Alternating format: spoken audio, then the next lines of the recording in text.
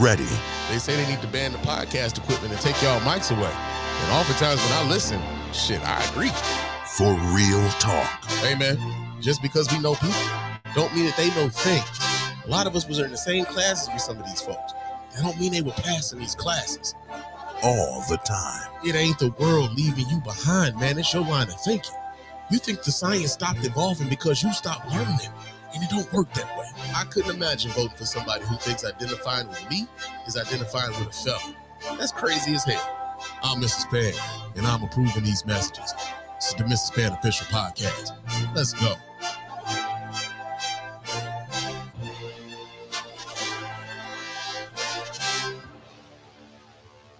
Yo, what's going on, everybody? Welcome to the Mr. Spann Official Podcast. I'm your host, Mr. Spann, and this is episode number 67 of the show. And yeah, man, I am coming to you a day after my Detroit Lions just shit the motherfucking bed in the NFL playoffs, man. But it's one pride till I die, motherfucker. As you can see, for those of you who are watching, I'm still rocking out with my Detroit Lions, man, because that's what I do. We not no fair weather fans around here. We not none of you bandwagon ass niggas that, y'all hop from one team to the next when they hot, nigga. Nah, I've been down with the Lions since 1990, man. Since I was 10 years old, man, I've been a Lions fan. I'll be 45 this year. That'll be 35 years of Lions fandom, and most of that has been suffering. Right, most of it has been suffering, but yeah, man, we had a damn good season, man. It hurts to watch the season show up, end the way that it did. I knew we was in trouble when I looked up and the Detroit Lions were down in the first half, and they had already given up 31 points in the first half. It was like, we can't stop a fucking cold, bro. And then to give up the ball as much as we gave up the ball yesterday, we didn't deserve to win that game. And so, I'm realistic as a Lions fan. We're a long suffering fan base. We have never been to the Super Bowl. So again, if anybody tells you they a Lions fan, nigga, they might be on some they on some true shit, right? But yeah, we got that going on. But yeah, man, we got a lot to talk about this week, man. It is so much that I gotta kind of get into, put my thoughts on, put my like the shit been sticking in my craw all week as we come up on this the precipice of yet another Donald Trump presidency. And I got to talk about some shit that happened over the week and some of the things that are going to affect what's happening, not only like this past week, but going forward, right? But of course, before we do that, I got to remind you guys how to get in touch with us over here at the Mr. Spann Official Podcast and let your voice be heard. Go ahead and hit up that hotline at area code 313-288-0485. There's area code 313-288-0485. Leave us those voicemail messages. Of course, those messages will get played here live on the show and responded to in kind. And if you're watching us here live on YouTube and or Facebook, go ahead and hit me up at that number and chop it up with your man Spann live. Get your voice heard here on the show, right? So that's area code 313-288-0485. You can also hit me up on Threads and Instagram. My name on both of those platforms is Mr._Spann. So go ahead and follow me there. Chop it up with your man Spann throughout the week. I am also on Blue Sky, right? So if you're on Blue Sky, my name over there is Mr. Spann, is all one word, no underscore, no periods, nothing in there. MrSpann.bsky.social. So if you're on Blue Sky, you want to chop it up with me over there, you can do so in that way. And I do have a what's that fan base? I think there's fan base. What's the name of this damn app that everybody keep like the black folks is talking about? Yeah, fan base. The black owned social media app. I'm over on fan base too. It's Mr._Spann over there on fan base as well. If you're watching us via YouTube, man, subscribe to the channel, like the videos, and leave us comments over there, man. Those comments get read here live on the show.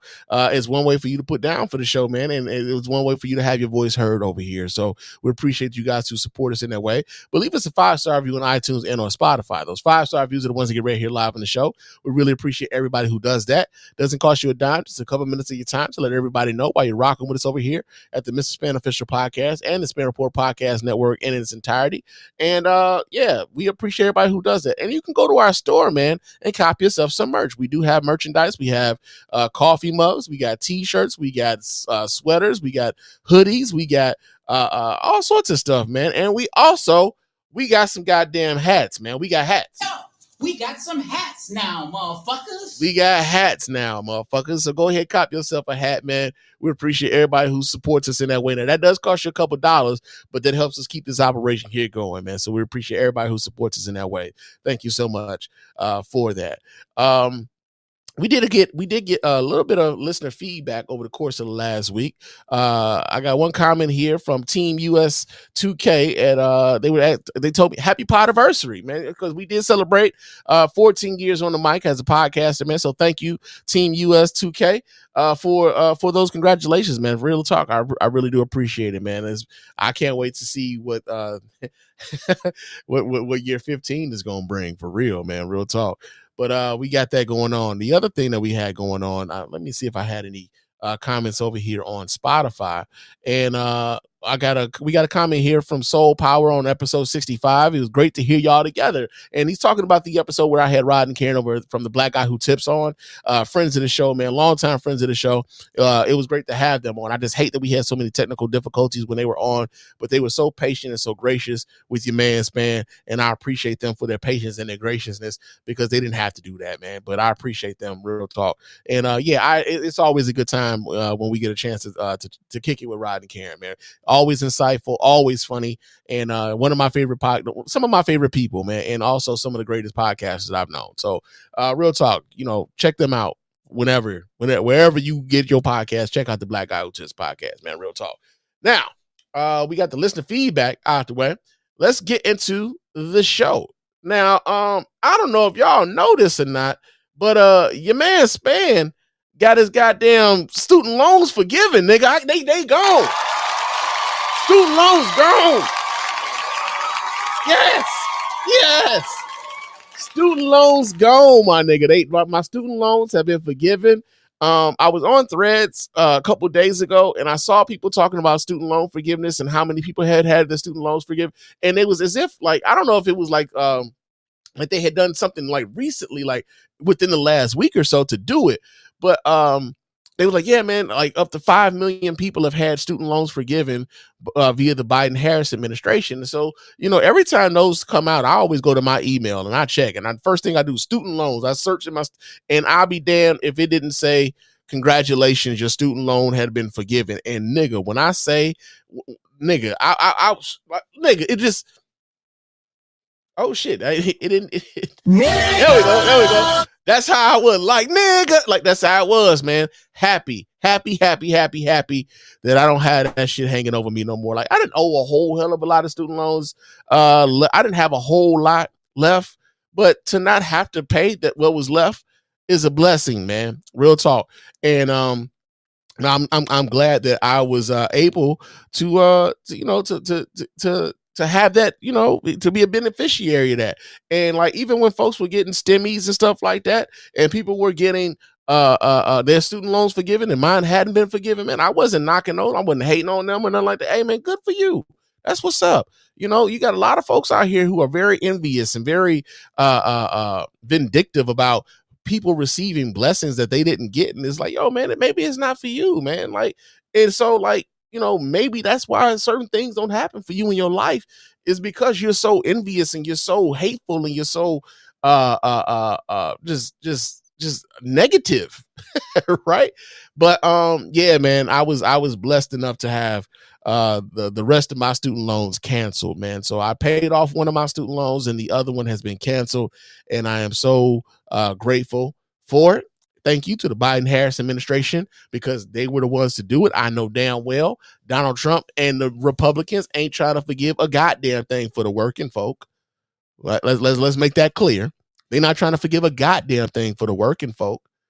But all those PPP loans that went out to congressmen and senators and stuff like that for their businesses, while they out there advocating for you not to be able to have your student loan forgiven, meanwhile they were out here taking PPP loans out and those loans were forgiven. Fuck every last one of them. Every last one of them. They can all kiss my ass. Real talk. So we got that going on. We got a comment here from Miss Mocha's in the chat. Miss Mocha says, good evening, Spann. Good evening, my lady. Good evening. I hope you're feeling good tonight. And she also says, let's see, doesn't it feel good? Mine have been forgiven too. It is an amazing. And here's the thing, because like I said, it wasn't as if I owed a whole lot, but it's just it's the principalities of the whole thing, right? Like, oh man, like, I've been out of school 20 years, bro. I ain't been a college student in 20 years, like 25 years almost, right? It's been a long time since I've been a college student, man. And so to still be paying for college at this late stage, man. And like, I was having a conversation with my mother-in-law. My mother-in-law was asking me about, like, so hold on, how'd you get your student loan? My mother-in-law ain't been a college student in almost 50 and she's still paying student loans.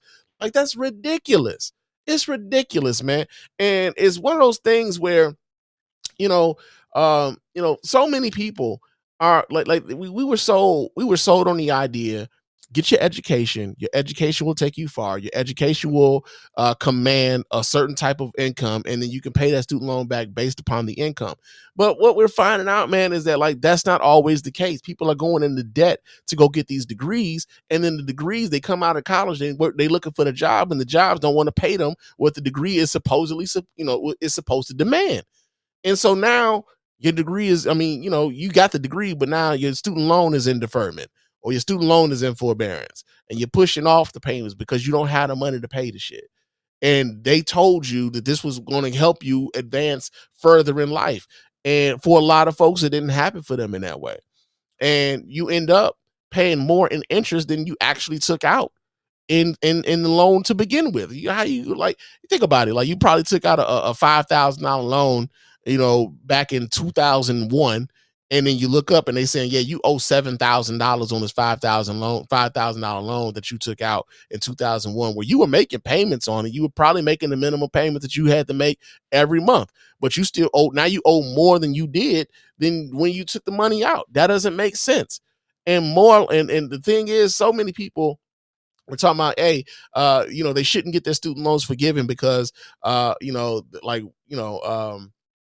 they shouldn't have taken the money. It's like, yeah, I took the money because I needed the money, but also that interest was a motherfucker, and I'm paying more than I actually borrowed. So cancel the fucking interest, and maybe you have something going on. But, the whole thing is, I am glad I got my student loans forgiven. I no longer owe that shit. That was the oldest account on my credit report. I had to check my credit report to make sure the shit was real, bro. Cause, like, straight up, I looked at my credit report like, is this shit real? And it had it on my credit report. My shit's closed, man. It's closed. That's no longer a thing I got to worry about anymore. So yeah, man, thank you to the Biden-Harris administration for doing that. Right. So we got that going on, man. My student loans been forgiven. Got that. Now, another thing we're going to talk about. So the Jack Smith report came out earlier this week. And I think, with this report coming out, honestly, I feel as though it's a bit too little too late, because this country has actually allowed for Donald Trump to run the clock out and be reelected as president, despite everything we know, but despite the crimes that we know this motherfucker committed in front of every fucking body. And when I say everybody, I mean every fucking body. And like, even the people who support Donald Trump, they can't tell you that the shit didn't happen. They just try to spin the shit in a not so negative way. But the report coming out, I feel like I said, it's a bit too little too late, because they were not able to take this man to trial in the way that they should have been. And too many Americans were willing to just forgive the shit that he did, because they are under the false impression that things were better under him, despite the fact that we have, ample amounts of evidence that we weren't better under Donald Trump. But we get the story here. This comes from NPR. It says that special counsel says that the evidence against Trump was enough to convict him. The Department of Justice's long-awaited election interference report against Donald Trump, released earlier Tuesday, said that the evidence against the president-elect would have led to his conviction at trial, if not for his election victory that led to charges being dropped. And I told y'all, if y'all been listening to the sound of my voice for any length of time, I told people the only reason that this motherfucker is running for president is to keep his ass out of jail. That is the only reason why he was running. That's part of the reason why he started running as early as he did. Donald Trump got into the race super duper early, so that anything that came at him when it came to these cases, he can say it's all politically motivated. And that's exactly how he rolled with it. Said prosecutors wound down the 2 federal criminal cases against Trump after he won the 2024 election, following longstanding department precedent And the final report by Jack's special counsel Jack Smith is their last chance to explain their decisions. Smith, in a letter to Attorney General Merrick Garland, prefaced the report defending his work and his team, as well as his impartiality in pursuing the federal cases against Trump, whom prosecutors ended up charging with election interference in Washington, D.C., and with hoarding classified documents at his Mar-a-Lago resort and refusing to return them to the FBI. And the irony of that is that Donald Trump was out here talking cash shit about Hillary Clinton and her emails and her private server and how insecure that was. Meanwhile, they got pictures of this nigga keeping classified documents in the bathroom at his goddamn house. It says a report says the evidence would have led to Trump's conviction at trial, but for Mr. Trump's election and imminent return to the presidency, longstanding Justice Department policy prohibits prosecuting a sitting president. Here's the thing. I have a problem with this. And the reason why I have a problem with this is because, yeah, it's policy. It ain't law. It's not the law. There's no law saying you cannot prosecute a sitting president. If a president is out here committing fucking crimes, he should be out here getting charged with those crimes the same way anybody else is. But we can no longer say that no one is above the law in this nation, considering what we've seen with Donald Trump and the things that he's been allowed to do and get away with in front of all of our fucking faces. You can no longer tell me that no one is above the law. We know exactly who is and who isn't. Whiteness works in hell of a ways, man. He said Smith said he fully stood behind the decision to bring the cases. To have done otherwise on the facts developed during our work would have been to shirk my duties as a prosecutor and as a public servant. After nearly 30 years of public service, that is a choice I could not abide. The 137-page report lays out prosecutors' evidence of Trump's efforts to influence the election and propagate election claims that he knew were false. I mean, yeah, man. So like I said, for this to come out now, I mean, you know, I get that people wanted to see the report.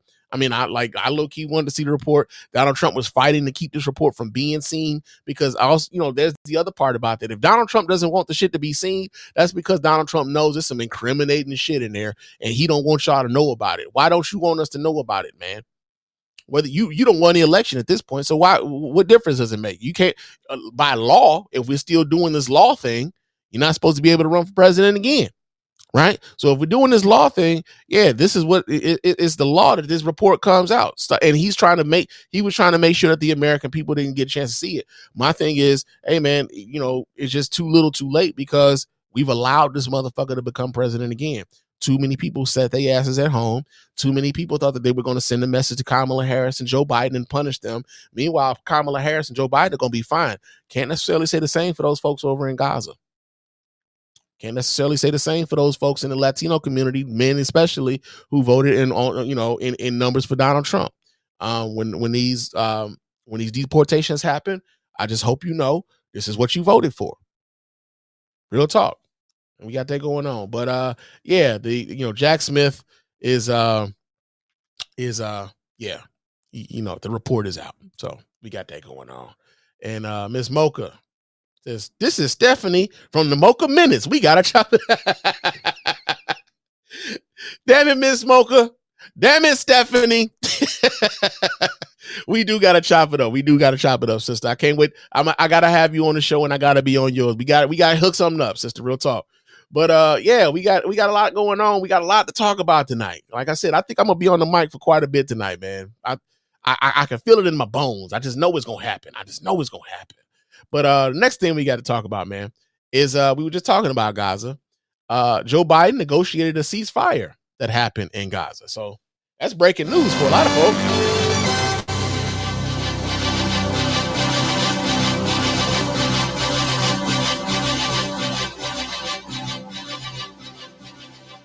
Yeah, man. So we did get a ceasefire negotiated by Joe Biden over the course of this week, man. And one of the things about this is, Donald Trump already tried to take credit for the shit, right? We know that. He already tried to take credit for it. The thing that I thought was interesting about this is they want me to take my ad blocker off, and I will not. I will keep refreshing this screen because no. No. How about y'all let me do this without supporting this time? I don't do taking down the ad blocker. Excuse me. And they will not let me. Come on now. Don't be like this, Reuters. I do not want to allow ads, bro. Okay, fuck it. I guess for the purposes of the show tonight, we're gonna do just this one time for the what's the name. Okay, so we get the story. We get the story from Reuters. It says South Carolina. U.S. President Joe Biden welcomed the ceasefire in Gaza on Sunday and said hundreds of trucks were entering the seaside enclave to help its civilians. Today, the guns. Wait, there's video. Oh shit. Y'all know what we do over here when there's video. Hold on, let me pull this up so you guys can watch right along with your man Spann. Hold on just a second while I pull this up so you guys can watch right along with me and we can see what President Joe Biden had to say about the ceasefire in Gaza. So let's do this here. Let me go ahead and maximize that and turn the sound on. And boom. The deal that I first put forward last May for the Middle East has finally come to fruition. The ceasefire has gone into effect in Gaza, and today we're seeing hostages being released. 3 Israeli women held against their will in the dark tunnels for 470 days. 4 more women will be released in 7 days. 3 additional hostages every 7 days thereafter, including at least 2 American citizens in this first phase.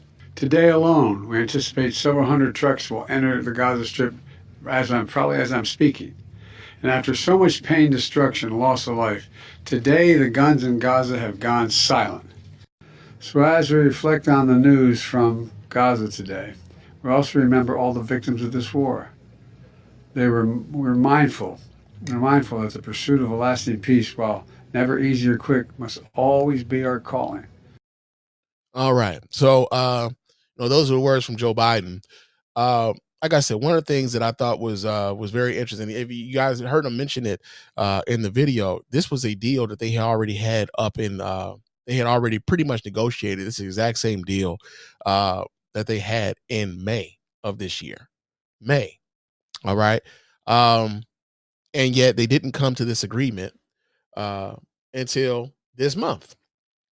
Right?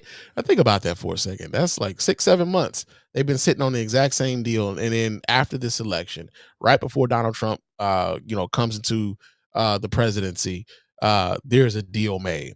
And you cannot convince me. You will never be able to convince me that this deal and the way in which it was accepted, especially by the Israeli government, you will not be able to convince me that this didn't have like the same sort of duplicitousness that Richard Nixon had while negotiating against a ceasefire in Vietnam back in 1968 when there was a presidential election during that time in which Richard Nixon became president. You cannot convince me that this also doesn't reek of 1980 when Ronald Reagan negotiated secretly with the Iranians to not release those hostages that was over in Iran until after the 1980 presidential election. Right. So one of the things about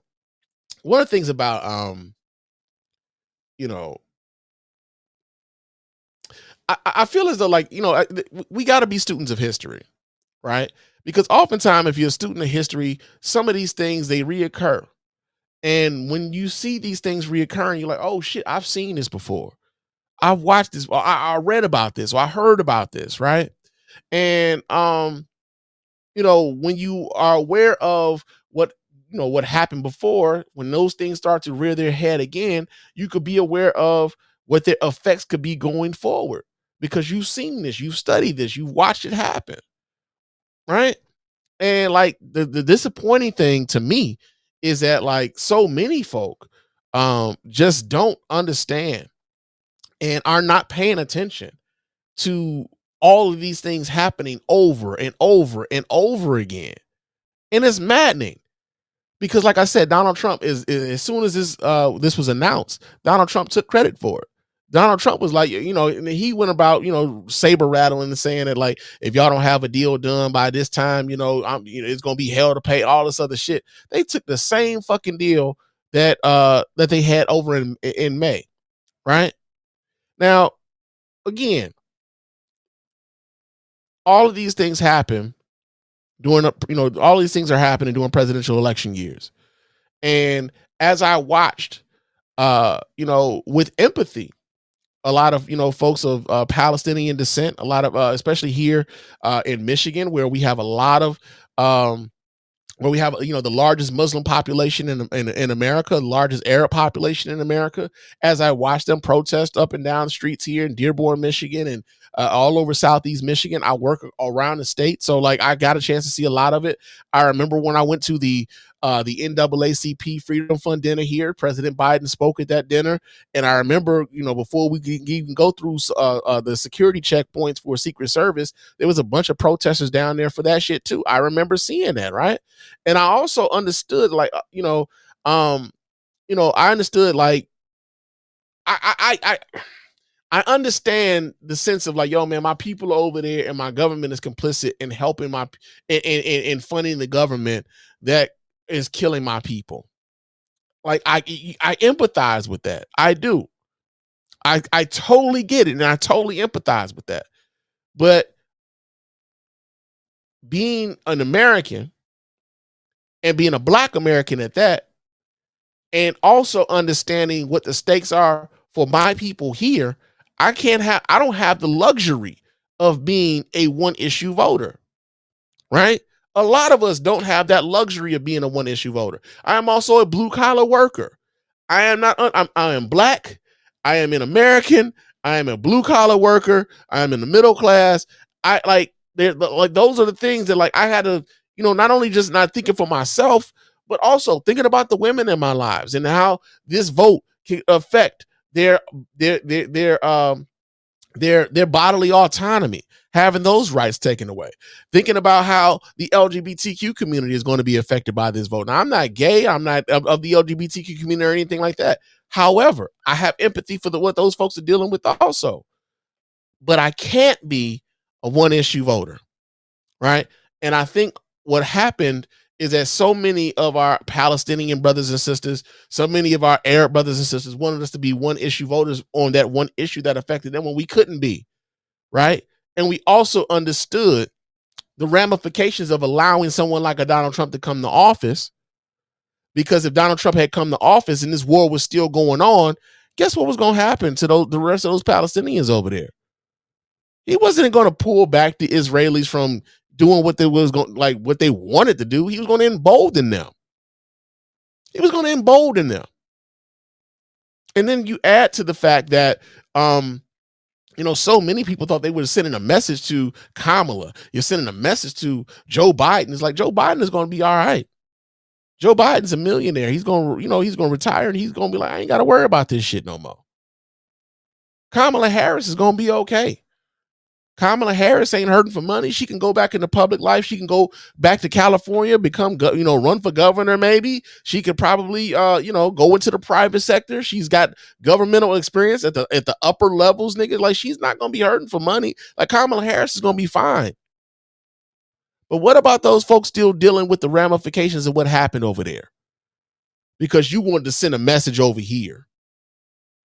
To me, that shit sounded short-sighted. Right? It sounded short-sighted to me. But yeah, man, like, to watch the ceasefire happen, I'm glad it happened. I am glad it happened. But I think that the only reason we're seeing it happen now has political implications. All like real talk. Like, we know that like a lot of people didn't vote for Kamala Harris because she would not break with Joe Biden publicly over how he was handling what was going on over there. And she was, even on the campaign trail, talked countless times about how they're negotiating day and night to get a ceasefire happening over there in Gaza. And people was like, they not doing enough. Meanwhile, Israel holding the whole shit up because Netanyahu, very close to Donald Trump, by the way, was holding shit up. Let's call it what it is, man. Let's just call shit for what it is. So, yeah, man, glad the ceasefire is there. But I think, the political ramifications of the ceasefire happening just now, we going to deal with the ramifications of this for years to come, man. Here, we going to have to deal with that because so many people were misled and were and allowed for their anger to allow for what's coming next here.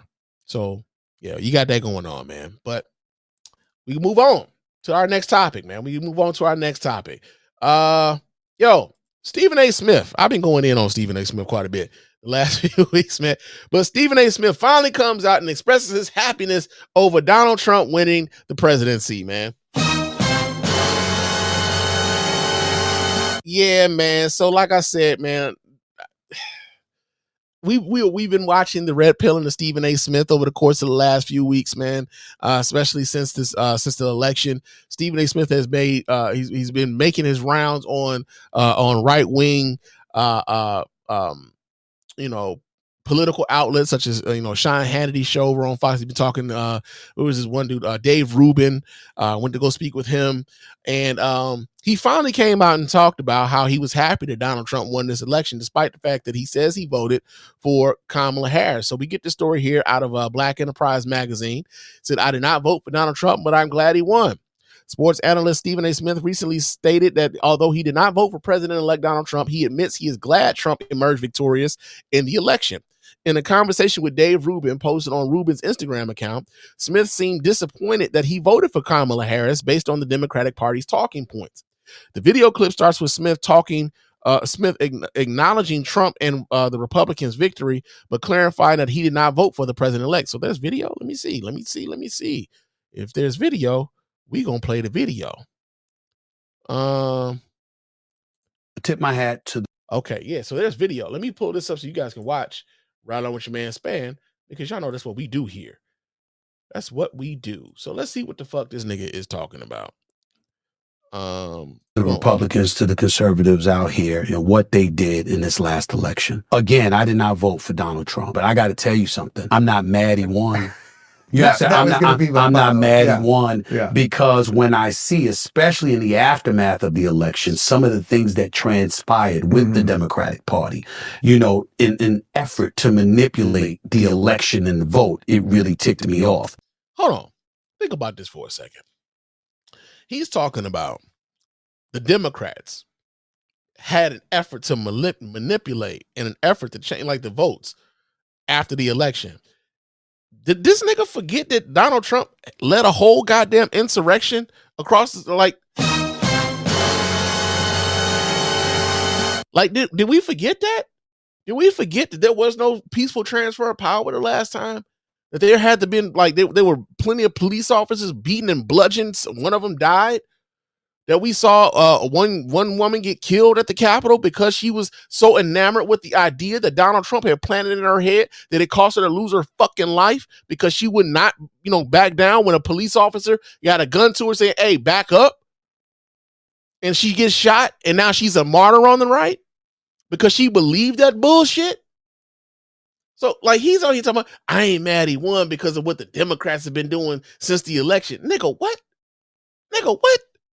When you hear people talking about practical things, and then I saw folks on the left basically trying to guilt me into voting for you, it bothered me. I might have ended up voting for Kamala Harris because I didn't like how Trump acts. But what I didn't do was call him a racist. I didn't call him a Nazi. I knew Trump before he ran for president. Yeah. We talked on the phone. We talk at basketball games or boxing events. I knew this man. And so some of the things that were being said about him, I knew were not true. And I was saying, come on, y'all, that you got to do better than that.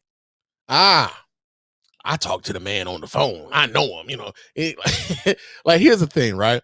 You could talk to that man on the phone all day long. You could say you know that man all day long. What I think Stephen A. Smith and some of the dudes, some of the prominent black men that we've seen cuddling up and sidling up to Donald Trump fail to understand is that all they do is provide cover for all of the stupid racist shit Donald Trump does. And he will use them to cover up for the fact and say that I'm not racist. I got black friends. I just had one of them over at the house the other day, right? They do this all the time. It's not this is not a new concept of a white person being racist and promoting racist talking points, promoting racist ideals, but keeping a few niggas around to keep them from feeling as though they're racist and giving them that cover so that those few niggas that they do keep around, tell people, "Oh no, man, he ain't like that, man. He ain't never been that way with me." But what about the rest of the folk? What about the rest of the folk? So Stephen A, like, you know, there was a video, I think it's attached to this, where he was talking about how he had already voted, he had early voted, and he wanted to change his vote after Barack Obama suggested that some brothers were not voting for Kamala Harris due to misogyny, and he was offended at that. How you offended at the fucking facts, bro, of the truth? There's a lot of niggas who will come out of their fucking face to tell you that they wouldn't vote for her because she's a woman. There's a lot of niggas who will come out of their face to tell you that they would not vote for her because she was a black woman. And there's a whole lot, and trust me, I work with some of these motherfuckers, so I know. Now that's anecdotal, but to act as though you're gonna be offended at the fact that that Barack Obama was speaking a truth, that yeah, there was a sentiment amongst some brothers that they would not vote for Kamala Harris because she was a woman. You offended at that? That sounds like a hit dog hollering to me. That's not guilting you. That's telling the fucking truth. If it's not the reason why you don't want to vote for her, then damn it, that ain't, you're not bothered by that. You're like, nah, that's not it. Here are the policies that I disagree with Kamala Harris on. I don't agree with this. I don't agree with this. I don't agree with this. It has nothing to do with her being a woman. You can, if those were your concerns, you could say that. But to be offended that someone would articulate that, yeah, there was a contention amongst brothers, some brothers who wouldn't vote for her because she was a woman, because she was a black woman, and you was like, yeah, I would have changed my vote if I hadn't voted already, I would have voted for Donald Trump. I'm glad at this point now, though.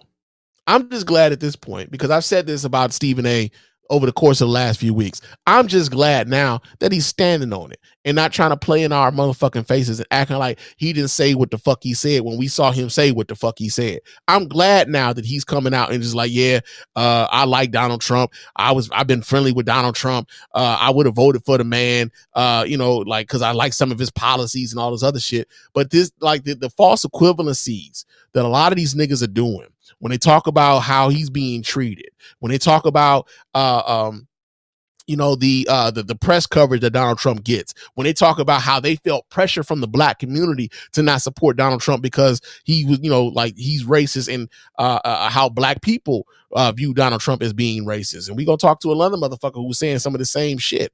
But when you come out and you express these types of views, it's like, hey man, like, understand, you can have your opinion. Other people gonna have their opinions about that too, right? So it's not even cancel culture, because I know a lot of these motherfuckers will talk about being you gonna get canceled and all. Nah, nigga, like, you came out, you said some shit.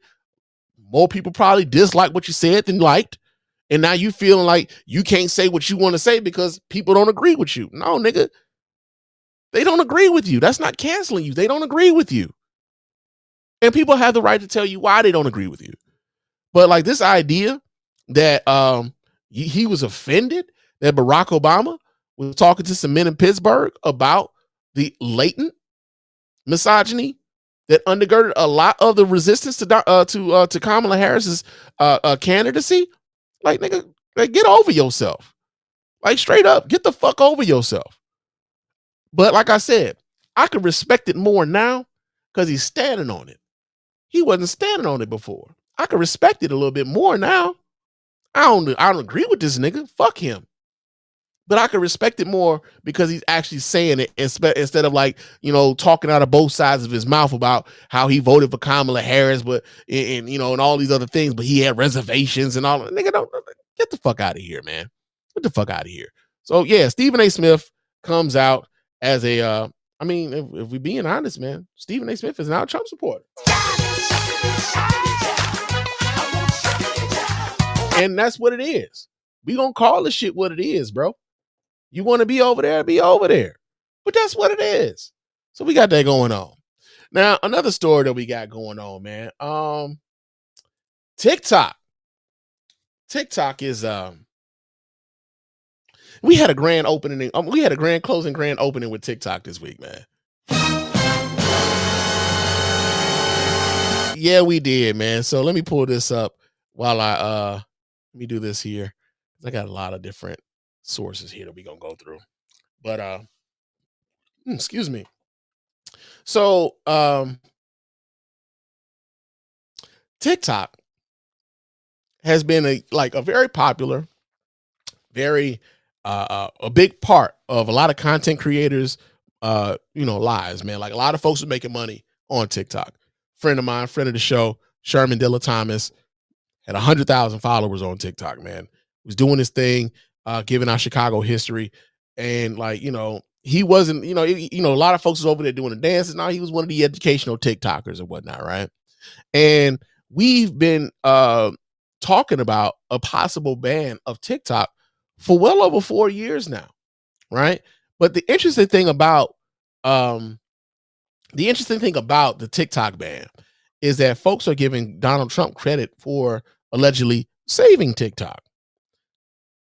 But they seem to have forgotten that Donald Trump was the first motherfucker out here wanting to get rid of TikTok. So we're gonna take a little bit of it, because we're students of history over here at the Spann Report Podcast Network and the Miss Spann Official Podcast Miss Spann Official Podcast. We're students of history over here. So we're gonna pull up Donald Trump talking about his initial want to get rid of TikTok. Let me pull this video up so you guys can watch right along with your man Spann as we do this. Here is, we get this from CNBC. I'm sorry, those are different.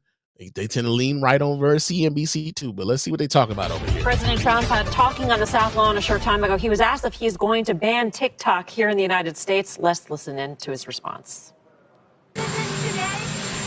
We're looking at TikTok. We may be banning TikTok. We may be doing some other things. There are a couple of options, but a lot of things are happening. So we'll see what happens. But we are looking at a lot of alternatives with respect to TikTok. Obviously, Kelly, the concern is the security risk here in terms of how TikTok handles user data and whether or not it goes back to China or the Communist Party. Feasibly, the one company that could benefit the most from this ban would be Facebook. We haven't seen a reaction in those shares, although this had sort of been talked about for some time that the U.S. would take action when it comes to TikTok. Yeah, I was similarly looking at Snap, Melissa. Maybe we can show it real quick. Not a huge reaction. We saw them up big, obviously, the last time this was rumored. They're up a little bit more than 3% on the session today. And we should know that Dow Jones is now reporting the president will sign an order demanding ByteDance to divest TikTok. So while the president's response may be unclear, the story reporting is starting to point towards this actually happening. Now, we know TikTok has a U.S. CEO, Kevin Mayer. He's formerly of Disney. Whether they just were to say, fine, this company will continue to exist in the U.S. as a standalone operation, pretty much the way that it does now, or whether it threatens their entire, existence in this country. I mean, they have millions and millions of U.S. users. Right. They're probably the single most popular social media app among people under age 20. And you have to... Yeah. So, I played that video and I let it play up to that point because they talked about not only Donald Trump's initial want to get rid of TikTok, but they also talked about Facebook wanting to get rid of TikTok because TikTok was a competitor to Facebook. You think about, like for those of you who are users of Instagram, most of your fucking Instagram feed now is inundated with Reels, right? Instagram Reels came about because of TikTok, right? We didn't. I actually kind of yearn for the days of Instagram before it was a whole bunch of goddamn Reels. I just like looking at the pictures, man. I'm an old nigga now, right? I just like looking at the pictures, man. Does everything have to be a fucking reel? But everything's a reel now on Instagram now, right? So, like Facebook stood to gain quite a bit from TikTok, either going away, being banned, or basically being banned. Facebook stood to gain the most, right? But what was that? Donald Trump was the initiator of all the talk about how the Chinese government was using TikTok in order to gain access into Americans' information, right? Now, let's go to a little bit of a timeline here. At that time, back in 2020, when TikTok was when Donald Trump was talking about TikTok in a negative way, we can also tie that back into Donald Trump's anti-Chinese rhetoric back then too, because of the coronavirus, because of COVID, and Donald Trump calling it Kung flu and Donald Trump calling it the China virus and everything else, right? Donald Trump had a very xenophobic, kind of almost like kind of racist, ideology when it came to the like not only like the Chinese, but the Chinese government in particular, right? He might have said he had a good relationship with Xi Jinping, but as he spoke about China and like their government, he was he was very aggressive in saying that the Chinese were, were one of the enemies of the United States. And so he wasn't the only one. Joe Biden also came into office and he talked about them in similar veins. So there's some truth to whether or not our nations are adversaries or not. We may still have some trade agreements and everything else, but we are looking at each other adversarially at this point, China and the United States. Okay. But I want people to understand that back then in 2020, Donald Trump saw China and he saw TikTok being a Chinese owned app, and Americans having such an attachment to TikTok, and he saw that as a national security threat, and he wanted to ban it. Right. Fast forward to today, and Donald Trump not only pretty much got what he wanted from the U.S. government, because the U.S. government agreed with him, so much so that Joe Biden and the United States in the Congress came up with a law that was going to ban TikTok in the United States if TikTok did not sell and divest from the Chinese government. And TikTok said, fuck that. We ain't selling shit. We'll just shut the shit down. We ain't selling the goddamn thing. And then the government was like, well, shit, they're not going to sell it, man. But we got to figure something out because so many of our people are, attached to this app, man. And, shit, I don't know. We gonna get the brunt of this shit if the people see that we the ones that fall for like banning this shit. We gonna get like everybody trying to figure out ways to like dodge blame, right? Whether it been Joe Biden, right? Whether it been the Congress, right? Whether it's even Donald Trump, because Donald Trump right now, even on TikTok, is being credited with saving the goddamn app. Come on, man. Play when I say play. But Donald Trump is getting credit from the app even. So like if you go on the app right now and you pull up the app, and it was talking about how, because last night, I think it went off last night. I want to say probably like around 11:30 or something like that. I pulled the app up and it was already down, and they had a message talking about how they were shutting the app down in the US, but they were working with President Trump in order to bring the app back. And then I woke up this morning, or like sometime this afternoon, and like they had it like, oh, we're back, and we want to thank President Trump for his work and continuing his work and continuing to allow us to work in the United States until we come to a resolution and all these other things, right? What they did not say is that they sold the fucking app in the United States to someone else. So do they give a fuck about your data or don't they? Right? And like as I was looking at the these messages that they were putting up when you open up TikTok, I'm like, this is nothing but the Stimmy check 2.0.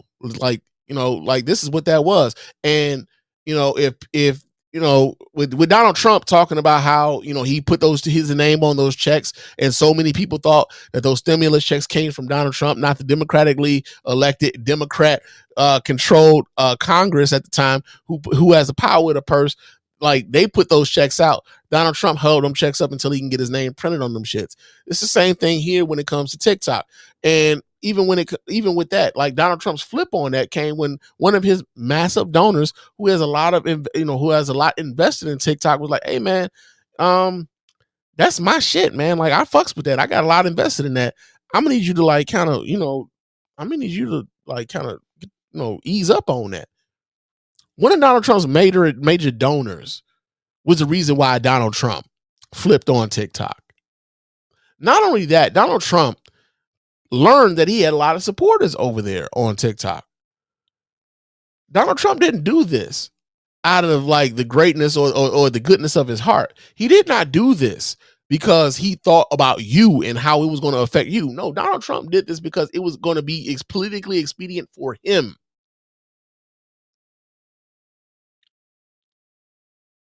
And if you've watched how social media companies, the leaders and the owners of these social media apps, are coalescing around Donald Trump, one of the reasons why it should give you pause is because you think about how most people get their information today. Most people are no longer reading the newspaper. Some of them have given up watching news programs altogether. If they're going to be informed on something, 9 times out of 10, they've gotten informed through some form of social media. They saw a headline on, they saw a headline and a caption about a news story. They might not even click the news story. They saw the headline and then they share the headline and then they go in and they start talking about the headline, never even reading the fucking story. You think about how Elon Musk bought Twitter. And you think about how Twitter was before Elon Musk bought it. Think about the way a lot of social movements were mobilized because of folks' ability to connect on TikTok. I mean, I'm sorry, but on Twitter, and to give real time updates on what's happening on the ground on Twitter. Like, you think about how how much of that information can now be suppressed because it doesn't align with the owner's political leaning. Well, we've seen Elon Musk, and a lot of the people on the right are finding this out right now, where they're having their blue checks taken away from them, where they're having their tweets, no longer prioritized, where their voices are being minimized over there because it goes against what Elon Musk is trying to promote at the moment. So you got all these millions of members over there who, for whatever reason, are still on Twitter. But you got all those people over there, and yet it doesn't, Twitter doesn't have the same effectiveness that it had before because of the way that Elon Musk has bent the algorithm and bent the company and bent its message over there at Twitter to where it's no longer the same type of platform. Then you think about how Mark Zuckerberg bends his knee. And he talks about he's taking fact checking away on all of the platforms that he has, whether that be Threads, whether that be Facebook, whether that be Instagram. And how much, people are going to be inundated with bullshit because bullshit is it's never really all that at bay. It's always around us. But we've got to be even more vigilant now to be able to suss it out and take it for what it is. Right? Some of us, because of what we do, because of the things that I do here with the podcast and stuff like that, I try very hard to vet the information that I even present to you guys here on the show because I don't want to look stupid. But there are some people, man, who just they are not as media savvy, aren't necessarily as in tune with trying to vet sources and stuff like that. They're not into it that deep. But because they're not into it that deep, that's how the misinformation spreads so fast. Because you got a whole bunch of other folks who just ain't into it that deep. And so what we're doing is we're watching these social media companies coalesce around Donald Trump in a way that I think for anybody who has a dissenting voice may start finding their voices minimized, may start finding their messaging not reaching the same amount of people, shadow bans and things of that nature. Or better yet, some of them will start being, suddenly you start getting hit with violations of the terms of agreements, terms of service and whatnot. Right? I think for what's happening right now with TikTok, because TikTok is going out of its way to praise Donald Trump right now. Twitter, Elon Musk out of his way to be part of dark fucking MAGA or whatever the fuck. Mark Zuckerberg suddenly, wanting to be, talking about Joe Biden's administration censoring Facebook and all these other things. They are coalescing around this man, and basically, and what I fear is that because these major fucking social media conglomerates, these oligarchs, what I fear is the suppressing of dissenting voices. Right? And one of the things I think is also interesting in just how this whole TikTok ban came to be is that, it's hard. It is hard for you to convince people that their job is a national security threat, and you want them to choose between their livelihood and national security. Most people are going to choose their livelihood 9 times out of 10. National security is not their responsibility, or they don't feel like it's their responsibility. So when you tell somebody that TikTok is a national security threat, and nigga, I just paid my rent with that goddamn money I got from TikTok, I ain't trying to hear that shit you talking about. That's a lose on to the average American, especially for those who are actually making money of any significance over there on that platform. But going forward, man, what I really want people to understand, though, is that we have to be very mindful of what these companies are doing and how our messages are going to be amplified or not on these platforms, and start to strategically use these platforms for our benefit instead of allowing for our voices to be muted. Right? Sometimes you're going to post something controversial on this platform. I'm going to leave it off of that one, but I'm going to post this other message on this one, and I'm going to leave this one off of that one. Or we got to figure something out, because all of them are coalescing around Trump right now. All of them. TikTok, Facebook, Twitter. I don't know so much about YouTube, but shit, at some point, maybe even YouTube too, because, Google's CEO paid $1 million to Donald Trump's inaugural fund too. So maybe even Google. But I just want us to be mindful. I want us to be aware that not only was, TikTok has been seen for years as a national security threat, but also folks need to understand that this didn't begin with Joe Biden. This began with Trump. Joe Biden actually took up the mantle after Trump, once he came into office. And the Congress also took up the mantle to make a law around this. But there's going to be a lot of folk who are going to be a lot of people who are going to be thanking Donald Trump for saving TikTok, when Donald Trump was the very fucking reason in the beginning that TikTok was ever in peril in the first place. And that's the truth. That's the honest truth. And so I would hope that I would hope that more people paid more attention to things in that way. But it is what it is, man. It is what it is. So we got that going on.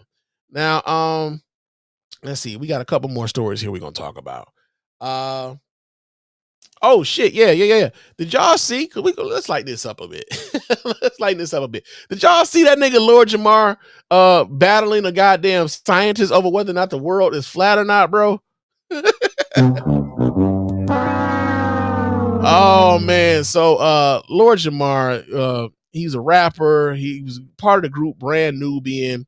He found himself on was that Godfrey? I want to say it was Godfrey's podcast, where he was in a debate with a scientist. I think he's like a YouTube scientist, goes by Professor Dave or something like that. And they were debating whether or not the Earth is actually flat or not. Now, I can remember a time where Kyrie Irving was out here talking that flat Earth shit. I can remember a time. It was another rapper. I'm forgetting the rapper's name, but he was like arguing with fucking Neil deGrasse Tyson on whether or not the Earth is flat or not. I don't know what's wrong with these niggas, but it's just, here's the thing, right? Too many people have grown into the, like, especially with the way that we have access to the internet in the ways that we do now. But too many people have gone into this idea and this way of thinking that being a contrarian it makes them interesting, when it doesn't. It just makes people look at you like you fucking stupid.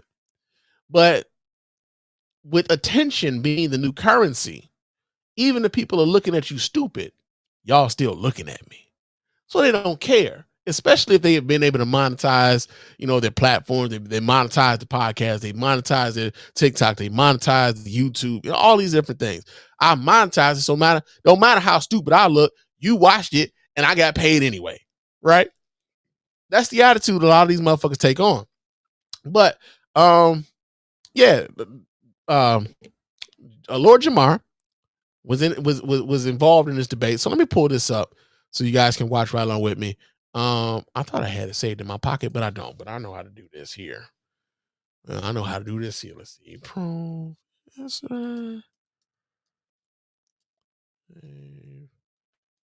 Lord Jamar.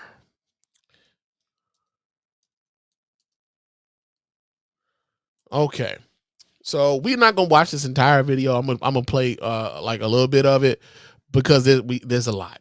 So because there's a couple other things I want to show you guys too. But we got a couple comments here. Team US 2K says, so true, they wasn't screwing Biden or Kamala. I'm not sure what that one was referring to. I must have been on one of my rants, so I was in the middle of I didn't see this one. But they also say, we said it on Threads, but anyone who's getting monetized on any social platform should take heed to what's happened to TikTok, and it can happen to any of them. Here's another thing too about that whole TikTok thing, though, and this is something I thought about, and I saw I think it was Francesca Ramsey post this on Threads where she was talking about the monetization on TikTok. And for those of you who have monetized accounts over there, so long as there's a legal ban on TikTok in the US, you will not be able to monetize on the views that you get if those views originated in the United States. Those views that you originate outside of the States are the ones that will get you paid. Now, I'm not sure if that's the truth or not. I'm not sure how much of that is true, but if that's the truth, then nigga, like, it's gonna be a whole bunch of folks who, even though TikTok is still here, ain't gonna be seeing the type of money that they were used to seeing before, if that's the truth, right? So you got that going on. But let me pull this up with Professor Dave and Lord Jamar, because this I saw this early in this week and it was like, oh my God, this is absolutely insane. Why did this nigga why did he do this to himself? But let's see. Let me do this here. We share and sir, grab. Okay. So wait. Okay, yeah. So let me do this here. Let me pull this up so you guys can watch right along with your man Spann. Hold on. There we go. Boom. Let's see what happens here with Lord Jamar and Professor Dave. Douchebag whose entire identity was correct. I still took one of the dumbest people alive. Okay. There are people been in these professions that have there to lie, just like medical apartheid against African Americans. There are trained doctors. When you follow that have lied the money, to black people about health, they're gonna say whatever the money tells them to say. Nobody is saying that didn't happen. No scientist is getting funded if they do not say what the money wants them to say, sir. Okay, that's conspiracy. Science? No, it's not. It's fact. real. It's a fucking fact. You don't get this. Here's another thing too. I want to say this. So, oftentimes, man, if you find yourself in a debate with someone who doesn't really know what the fuck they talking about, you'll see that they start getting really loud, right? They'll start getting loud because they think they don't want your points to be heard, right? So because they don't want your points to be heard, they get loud in order to shut down what it is that you're saying, but also it gives them a sense of authority. This motherfucker done raise his voice upon you. And you looking at them like, nigga, what's wrong with you? But they're like, for folks who don't know, they don't know that this nigga don't know shit. You know what I'm saying? And maybe sometimes they do. Who knows, right? But oftentimes, man, you'll see them. They'll start raising their fucking voice and trying to yell over you because they don't want the point that you are making to be heard. So they'll try to talk over you and they'll start getting loud. Lord Jamar does this all the time. You see this happen in the barbershop a lot of times too. When you're talking to a motherfucker who don't know some shit and they run into somebody who actually does know the subject matter, and now all of a sudden the peanut gallery, they like, hold on. Normally I'm talking to these niggas and they listening to me, but they actually paying attention to what this other nigga is saying. I might need to raise my voice up here in this motherfucker so they understand it. No, it's what I said. Right? Lord Jamar does this all the time. Science is a religion now. Science is a religion. It is not what you think it is. Oh, yes, it is. And people worship at the altar of science. And these people are your new fucking deacons and bishops. And you believe. You want to know what's interesting about this here, though? What's very interesting about this is that Lord Jamar right now is espousing the same thing about the Illuminati. Right? He's saying that the science is the science is a religion, and the scientists are your bishops and your priests and stuff like that. Like, you think about this for a second. The church back in the day had an issue with the fact that there were some people who just sought to understand the world around them in a very different way than just saying, "Oh, God did this." Right? And so if you actually went out here and were able to scientifically explain a phenomena, if you were actually able to scientifically explain why a thing was a thing, the church had a big issue with that, right? And so part of the reason why the Illuminati was supposedly a secret society is because they had to be secret because the church was persecuting them folks. They was killing them motherfuckers, man. If you were a learned person back in the day, they were killing you. So, like, listening to Lord Jamar right now talk about how sciences are your bishops and your priests and stuff like that, and they are worshiping at the altar of science, is like, no, nigga, there's a study, there's a method of how we try to learn things. And it also speaks to this here, man. When you are someone who doesn't know a thing, someone who actually knows about that thing can be a bit intimidating. And you can either seek to try to learn from that person, or if you don't like that person, seek to discredit that person. But if the information is good, no matter who that information is coming from, you have to respect that the information is good. You may if it's coming from someone you don't like, you may, go to, you got to go through a roundabout way of making sure that this shit is on the up and up. So, yeah, I heard this from this person, but I ain't sure about this shit because, who it came from. So let me check these other sources to see if it corroborates what this person says. Right? Let me see that before I just jump on it because this motherfucker, right? But yeah, man, Lord Jamar out here, he's actually espousing the tenets of the Catholic Church when they were talking about the Illuminati, because the Illuminati were learned people who just wanted to learn the ways of the world. And this is wild. This is wild, bro. Believe that they have the power. They're closer to God than anybody else. No. Hang on a second. Here's the other thing. All of this is happening before the professor dude even shows up.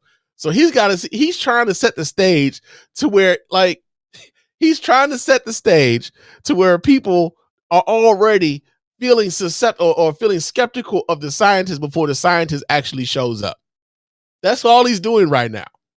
My whole disclaimer before we even start this bullshit, okay, is that, hang on, I issued a challenge, Godfrey, to even come here to talk to Mr. whoever, scientist man, that if he can present me a working model of a ball that water sticks to the outside of it. Yes, as it rotates, I'll gladly sit down and have a talk with him. He hasn't showed me such model. I can give you a model right now as we sit here. Oh, is Dave around? Is he? He's on. Can he hear us? A model right now. I can hear you guys. Hey, Dave. Hey, Dave. Hi, Dave. It's Godfrey. How are you? I don't see you. Good. You're doing good. You guys see me? He's still talking about this fucking ball, though. That's what, Dave, he's still talking about this fucking ball, man. That contacted you, Dave. Are you Dave the scientist? Yeah, he's the one I'm that a science contacted communicator. Science communicator. Well, hey, how you doing? First What time does that meeting mean? you. Different. Science good. communicator. Science communicator. Okay. Well, here you are. You do not believe in the flat Earth theories, and you are. I've been taught that the Earth has been round for a long time, and when the flat Earth thing came around, I said, Also, let me make this clear too.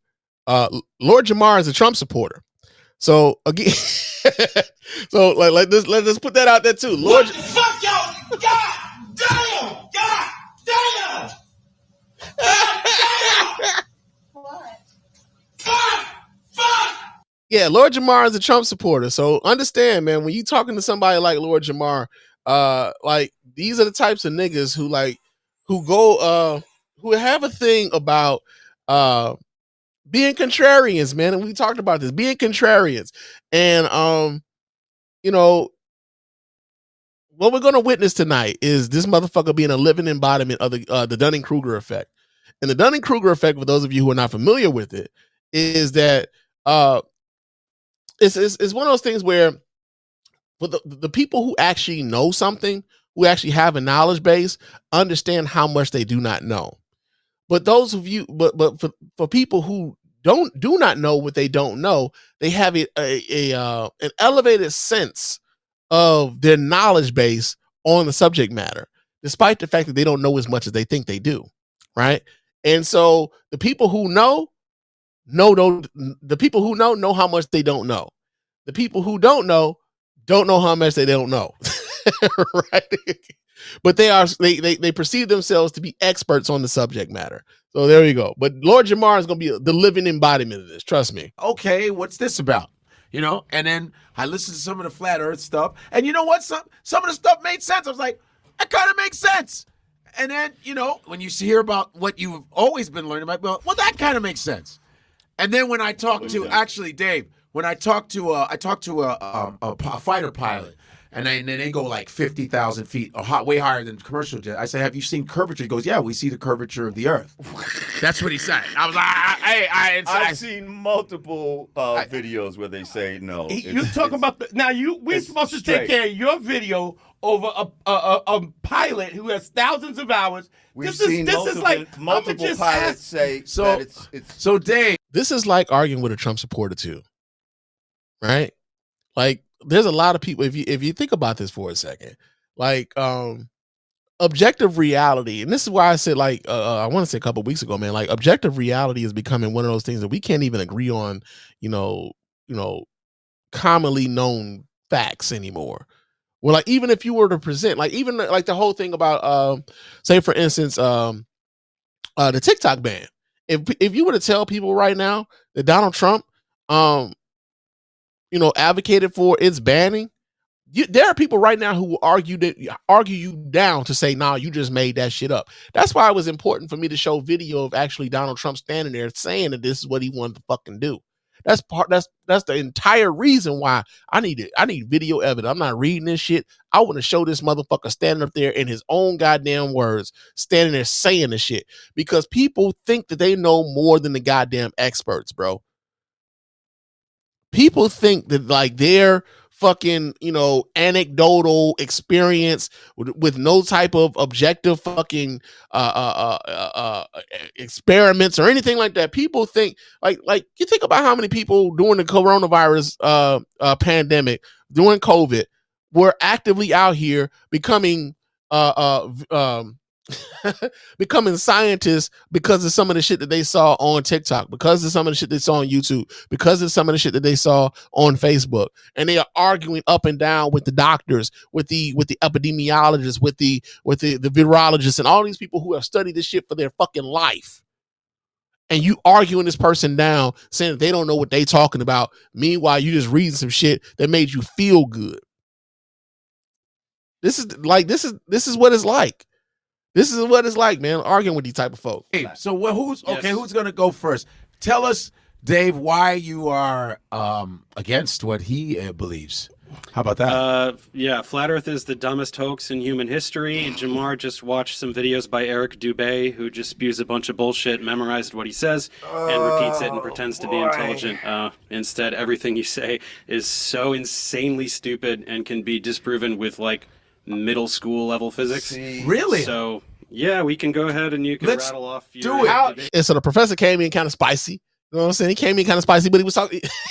But, you know, like when you are someone who is, this is what you do, and then you come across somebody who's telling the world some, something that like kind of discredits what you do, and you know better. Like, you're like, all right, I this is what I got. You guys heard how Jamar came into this entire discussion. He tried to belittle this guy before he even showed up on the camera. Do you have a working model of a ball that has water sticking to the outside of it? Can you show me a working model of that? A tennis ball. Yes, wet. And that, but no. That's not water sticking to a ball. That's saturation of water on the ball. So I want you to show me where water sticks to the outside of a ball as it spins. It doesn't go to the equator of the ball and spin off. I heard what you said. Show me a working model. Hang on. You said something very Show me a working model. Okay. The reason that things stick to the Earth is because the Earth is extremely massive, so it generates a very large gravitational field. When water falls off of a ball, whatever ball you're talking about, to the Earth, it's because of the large gravitational field exerted by the Earth. So when you're talking about water sticking to a ball, your desired demonstration of gravity fails because gravity exists. Things fall to the ground. There is density and buoyancy, sir. Gravity is not some magical thing that makes... Here's the thing, right? Like, for those of us who actually paid attention in school and actually did well in science, yeah, we did learn this years ago. The fact that you got this 50-plus-year-old black man on platforms making himself look this fucking stupid is embarrassing, man. It's fucking embarrassing. Things drop to the ground. It depends the medium that it is in. If I drop something in this water, depending on how heavy it is, it's going to sink or float. Wait, I want you all to talk. But Density I want to hear both. First of all, this guy came out real disrespectful, talk about the stupidest shit. Like if he... Because it is. Because it is. But also, Jamar wants you to forget that he was also trying to belittle this guy before he ever came on here. Now, Jamar wants you to think that, like, no, he came on here very disrespectful. Like, nah, nigga, you was doing that shit before he even came on. He's in his room, I'd be smacking the shit out of him right now. Also, can you tell me this? Can you whoop my ass? So so now it ain't even about the argument, right? Now it's not even about the knowledge. Now you want to fight. Right? Now you want to fight. Again, when you are not learned in the subject and you come up against somebody who is learned in the subject, because you cannot articulate your points, now you want to fight. Come on, man. You're too old for this shit. Canuck Dukes in the chat room said disregarding the experts is highly frustrating these days. Because it is, man. Because we've allowed people to act as though we know more than the fucking experts, and we don't. I wouldn't go to my goddamn mechanic to talk about whether or not I need a goddamn a triple bypass surgery on my heart. I wouldn't do it. I wouldn't go to a goddamn I wouldn't go to a third grade teacher and ask that third grade teacher to tell me how to install a water heater, unless of course they know how to install a water heater. Right? But they have to show me, they have to demonstrate some level of knowledge on that in order for me to trust them with it. But for whatever reason, we've allowed so many people who don't know shit to become prominent motherfucking voices in the community, and it's fucking maddening, bro. Study science. Okay. It's all bullshit. Right, sir? Offensive You know that, right? What you say to the you know that, right? Race, the entire body of scientific knowledge. Let me respond to the insanely stupid thing you said. I want you to respond to my... Let him talk, Dave. Okay, we're going to talk about what pseudoscience is. Okay, go ahead. Okay, go ahead, Dave. Go ahead, Dave. Density is not a force. It requires a force to produce an acceleration. Things accelerate towards the Earth. Density is a scalar. It's not a force. It can't make things move. Buoyancy, there's a buoyant force, but it has gravity in the equation. Buoyancy only exists when gravity exists. When gravity, the secret sauce. Here's the problem with your density bullshit. You think that things fall down because the air is less dense. The air is less dense above the object too. So why the fuck don't things fall up? Can you Things explain do that to me? fall up, you fucking asshole. what Bubbles, fall up? bubbles Nothing go up, falls you up. stupid fuck. Fucking evaporation goes up, you dickhead. Like, That's what the not fuck are you falling. talking about? That's because there's wind. Because it's lighter than the fucking density it's in. Doesn't a bubble- How can doesn't a a- fly doesn't defy a bubble gravity? fall? Doesn't How a- can a fucking tadpole defy gravity, you fucking A shithead? tadpole defy gravity? What the fuck Yes. are you talking How does about? anything swim through? If gravity is holding down oceans that are tons of fucking of fucking force, how does anything swim through the ocean? How do you fucking lift your legs off the fucking ground? Things can you exert fucking force. cockbag. Let him answer you. Muscles. Birds have wings. cockbag. Right? You can exert They have force, wings. which allows you to accelerate. Right? Doesn't that make sense? If you jump or if you throw a ball, you're exerting force and you are counteracting gravity until that momentum runs out. You throw a ball, it goes up, and then it falls back down. Why do things fall down? Speaking of momentum, This motherfucker said do bubbles. things No. need energy? Why do bubbles? things fall down? Subject. Why don't things fall Why up? do- Why why do do- things only fall down? why do they- The You said, why air do is things less dense fall above up? the No, ball. why do Does things it fall down up? only? Why don't they fall up? This is what he said, asking. Again, light things will rise. Only with wind, Dense. which is a No, force. it's not only with wind. Things don't float. Nothing Why floats. doesn't a ball fall up? The air Because above the ball it is less dense. than the ball. Because it is dense. Because what's that? The air The ball is more is dense than the dense. ball? Is The- that what you're saying That now? don't even make sense. That's not even what The you're, ball what you're is saying. dense. If it's in regular air, it will fall to the ground. in If it was in If it's regular air, bro, the air is the same. The air is the fucking same. What is it? What's the ball gonna do? Okay, I It's don't just know gonna about what stop the fuck there, you're talking right? about the gel in the air. Why There's- doesn't a ball it fall depends up? on the air medium. is You less can't ask dense the than question ball. and then What does falling up have to do with anything? I don't No, understand. because what you you're think saying. that everything he moves said- in So Why now he don't done forgot how this he shit said- even became he a said there's no part of the difference discussion. between falling. Why do things fall down to the ground? Because they're heavy. Because they have density. That's Okay, why. what is heavy? What is weight? Do you even know what weight is? Oh my. What's weight? He Tell me don't the know. definition of weight. He don't It's know. your fucking head on your fucking shoulders, you fat Uh-oh, head someone's getting bitch. So a now little it's- now it's sassy. insults. You know the answer to the Now it's question. insults. He don't We're know. not He ain't got gonna the sit answer. here and talk about all this. We're not going to sit here and define words that you don't Yes, know. that you're define trying to words. We're talking about what's heavy and what's light. use. Yeah, so what does fucking heavy mean, dumbass? You said the word heavy. What is heavy? What is weight? What is weight?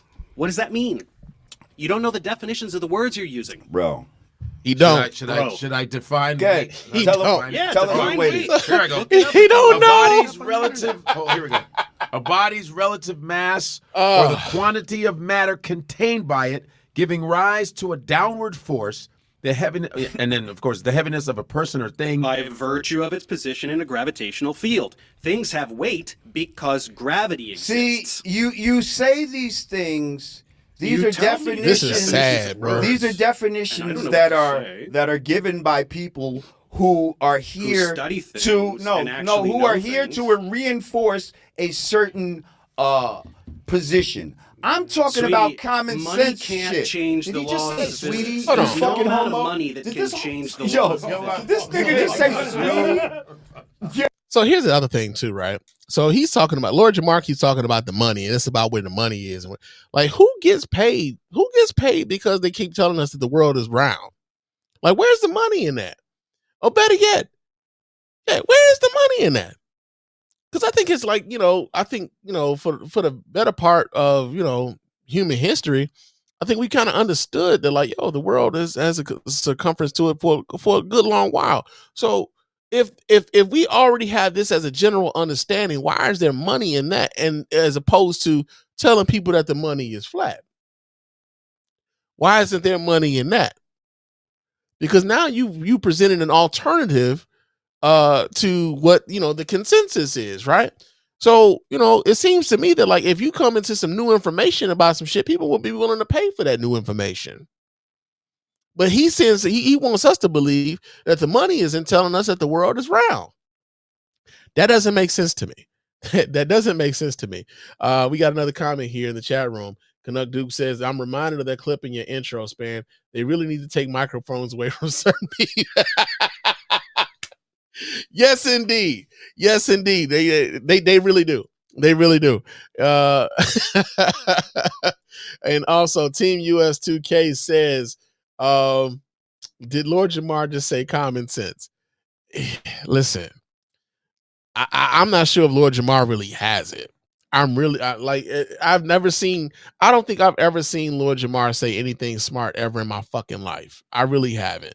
Part of the reason why I'm talking about this or even bringing this up now is like, of course, because I know he's a Trump supporter, but also because of of the age of Lord Jamar. Lord Jamar is way too fucking old to be acting this way.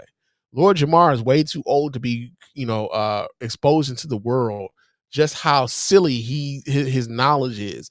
Lord Jamar is he's way too old to be exhibiting himself in this way, man. Like I just kind of feel like, yo, man, at a certain age, like Lord Jamar seems like the nigga that was failing all of the classes back in school, but wanted you to believe he was smart because he was older than y'all and y'all was in the same grade. That's how Lord Jamar comes across, even now at like 50. Hey, Google, how old is Lord Jamar? Lord Jamar is 56 years old. That nigga is 56 years old, bruh. He way too old for this. This nigga's nearly 60. 56 years old on YouTube. Okay, no. I don't need you to do that. Thank you. But this nigga's way too old to be acting like that, bruh. Way too old to be acting like that. Well, I'll let this play just a little bit more. 56 years old. Damn. Yo, there's no conspiracy here. You can't change what listen. is. I'm talking about common sense. I'm not getting into all of this. You're not talking about. Do you feel like you're moving? Common sense has nothing to do with any of this. Do you feel like you're moving? You can't just now we got to feel like we're how moving. The laws of physics work. You have to probe them and learn about them, study them. Listen, that's what we know. We know about these things, bro. And all this shit you're talking about is some bullshit. Like, do you know about crepuscular rays? What are crepuscular rays? It appears to diverge because of perspective, kind of like railroad tracks. What do you mean right? appears to diverge? It appears to from your perspective. So can you trace the rays back to its source? What do you mean? Yeah, okay, there's the sun, sure. What? How far away? Know what you're trying how to say. far like away is the sun? Is the sun 93 million miles away? Okay, you already changed the set. You're already jumping away from the thing that you brought up. No. It's not a matter of. I'm talking about common sense, bro. Is the sun still 93 million miles away, Dave?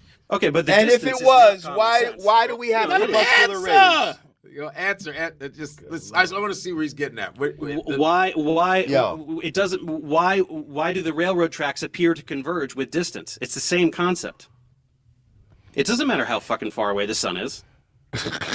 What do you mean it doesn't matter? Y'all say it's 93 million miles away. Yeah, and that's what these same people that you're talking about, all the definitions, say is the truth. So what are you saying? That it's not?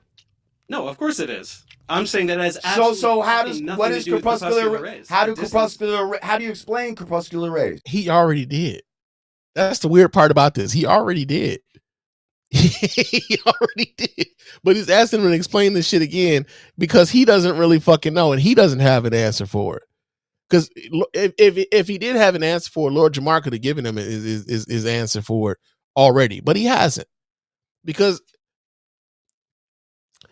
Lord Jamar is depending on the information that he's getting from someone else. This is not Lord Jamar's knowledge base. Right? As we've been watching this video, man, you can see this man is in, like, Lord Jamar is in his phone the entire time trying to look up talking points and shit.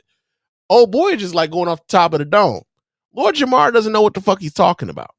He really doesn't. But I'm gonna stop it here, man. I'm gonna stop this particular video here because this shit goes long, man. It does.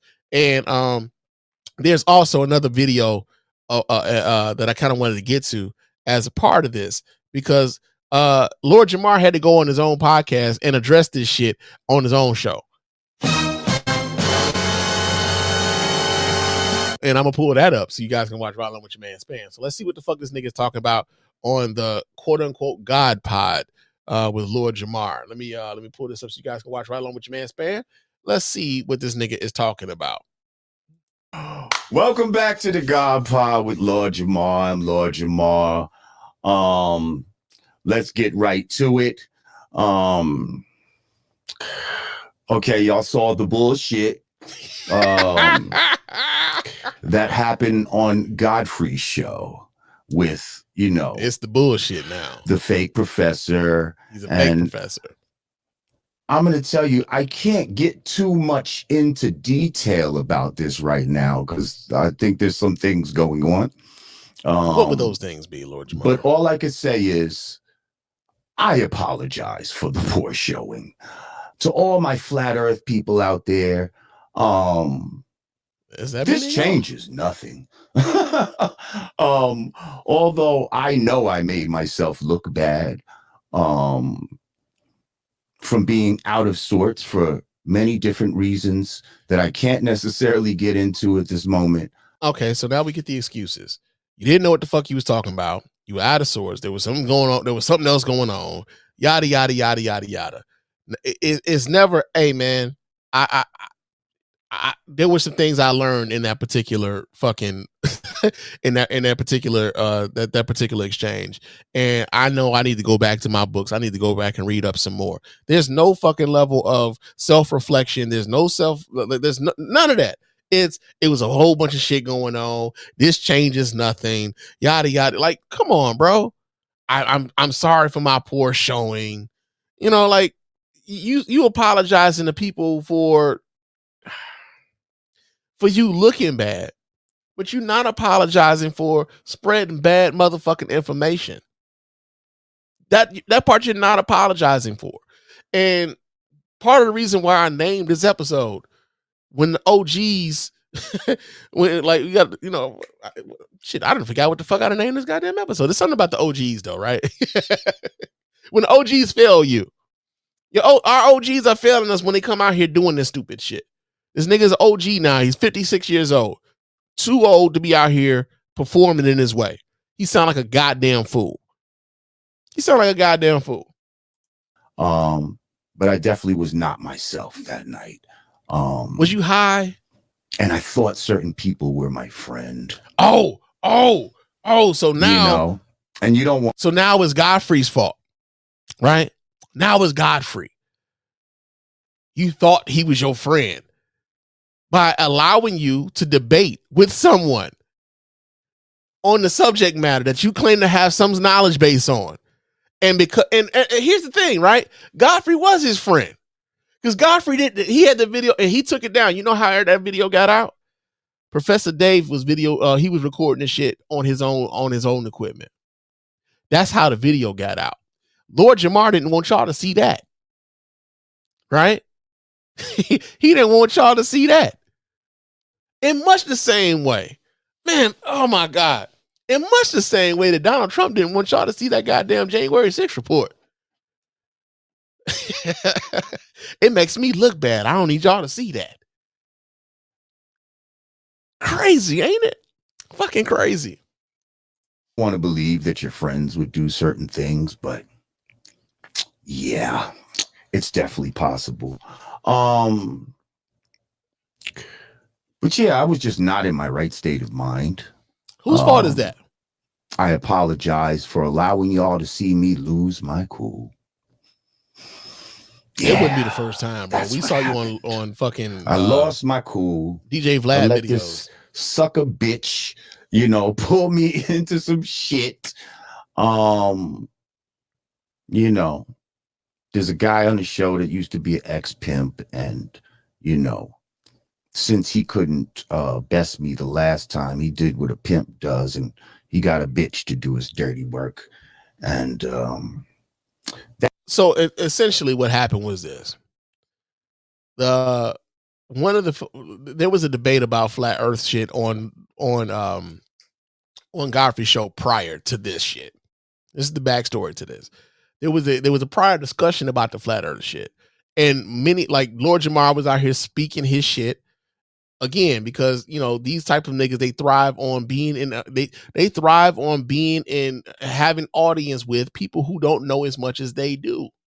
So he's out here spitting this shit, and they're sitting around like they ain't necessarily buying his shit, but they don't necessarily have the words to fight back on what it is he's saying. They can't articulate why they don't, they don't have the terminology. They don't have the words to argue back, right? So they were like, well, shit, if we gonna talk about this shit, how about we get somebody who actually knows what the fuck they talking about to have this discussion with you, right?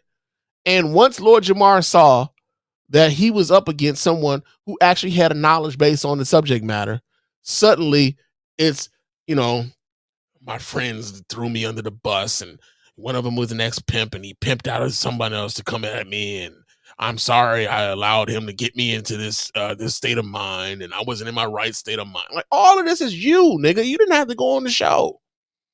And if you own some sort of substance, you didn't have to do that shit neither. You chose to do all of this. There's no motherfucking responsibility being taken by Lord Jamar and none of his shit, man. And none of it. It's fucking hilarious, man. That's what happened. So what I would like to do, since everybody's watching right now, everybody's got their eye on me. I'm sure there's mad people that are here just to talk shit about me in the comments. Well, yeah, first of all, if you want your comment that much is read, true. That much is true. If you want me to even look at it, you're going to have to pay at least, I don't know, $20. Yeah, we're not doing that. We're not doing that. But I say all that to say, I'm going to end it here with this Lord Jamar bullshit. But I say all that to say, man, Lord Jamar is a living embodiment of the Dunning-Kruger effect. Living and breathing embodiment of it.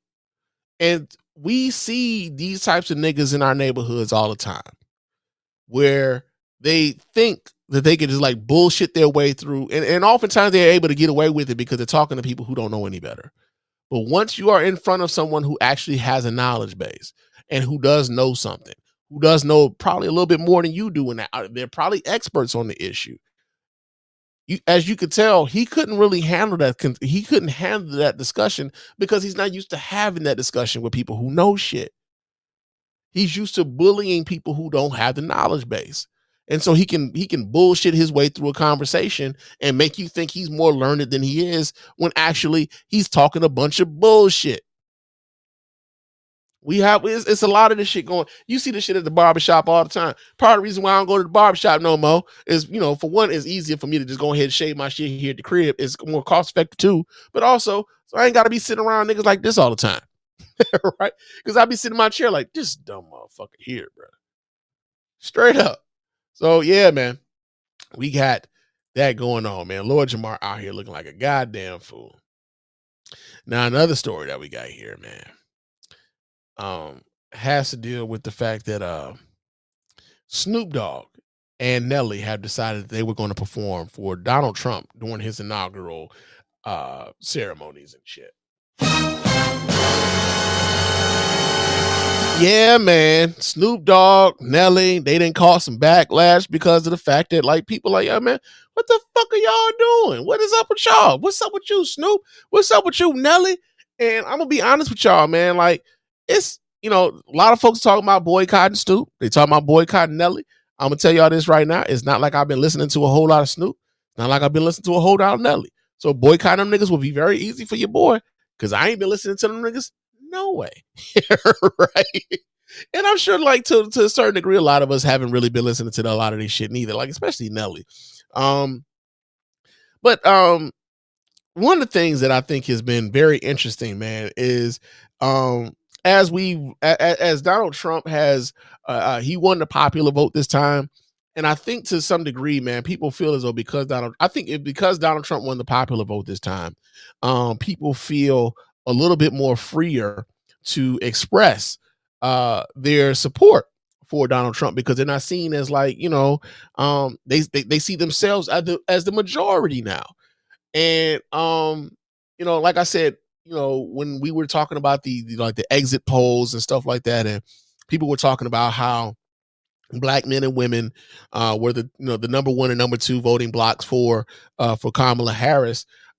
I've been one of the few voices who've been like, yeah, man, but when it comes to the brothers, I think we lagging, bro. And I don't want to pat us on the back for that shit. I think far too many of us were enamored with the idea of a Donald Trump presidency. And I was seeing it not only in my personal relationships, but I was seeing it in some of the some of the ways in which some of these black celebrities have been moving. Like I talked about, former mayor of Detroit, Kwame Kilpatrick, being out here, being a Trump supporter. Talked about Trick being a Trump supporter. We talk about Lil Wayne being a Trump supporter. Kodak Black being a Trump supporter. Rod Wave is a Trump supporter. Antonio Brown, Trump supporter. So like these are some of the names of black men, prominent black men, who have, hitched their wagon to, this MAGA shit, right? There was even there was a Detroit pastor here, and he's one I don't know. Funny thing, right? In 2016, there was a black pastor who brought Donald Trump to Detroit to speak in Detroit at his church, right? And I know where that church is located. As a matter of fact, both of the churches that Donald Trump went to in Detroit, the one in 2016 and the one in 2020, both of those motherfuckers are on Grand River in Detroit, right? On the west side. Okay. The first church that Donald Trump went to and spoke to, that church ain't there no more. That church is no longer in existence right now. I wonder why that is. Okay. Now, this other church that Donald Trump showed up here in Detroit, and that pastor showed up at the RNC. He spoke at the RNC, led prayers and shit, talked about Donald Trump coming to the hood, and Donald Trump came to speak to a black church. But what he didn't tell y'all, and for those of you who didn't watch the videos, is that black church was filled with white faces when he came. Right? So what we've seen is there has been some level of black support amongst black men for Donald Trump. Right. And I leave no room for them type of niggas around me. Fuck them niggas. Every last one of you niggas can suck a sick dick. Fuck them niggas. Straight up. Even the niggas that used to be close to me. Fuck you niggas. Straight up. That's how that's how I feel about. That's how much I feel about this shit. Have no room for these type of coons in my life. Stay your bitch ass over there. Stay over there. We not fucking with you over here. That's just what it is. Okay? So, Snoop Dogg. At one point, Snoop Dogg was a critic of one Donald Trump, man. Snoop Dogg actually went so far to say that like any nigga who would perform for Donald Trump for some inaugural shit with some jigaboos, right? He said this. Matter of fact, you ain't got to take my word for it. Hold on. You ain't got to take my word for it. We going to let Snoop Dogg speak for himself. Hold on. Let me pull this up so you guys can watch. Right on with your man Spann. Let's see what the fuck Snoop Dogg got to say about the niggas who going to be performing for one Donald Trump. Check this out, y'all. Let me make sure the video, the sound is up. Yeah, there we go. Let's see what he got to say. So ain't nobody gonna perform for Donald Trump, huh? Which one of you jigaboo ass niggas gonna be the first one to do it? I'm waiting. I'm gonna roast the fuck out one of you Uncle Tom ass niggas for doing it. Which one of you niggas gonna do it first? I was the one that performs for himself.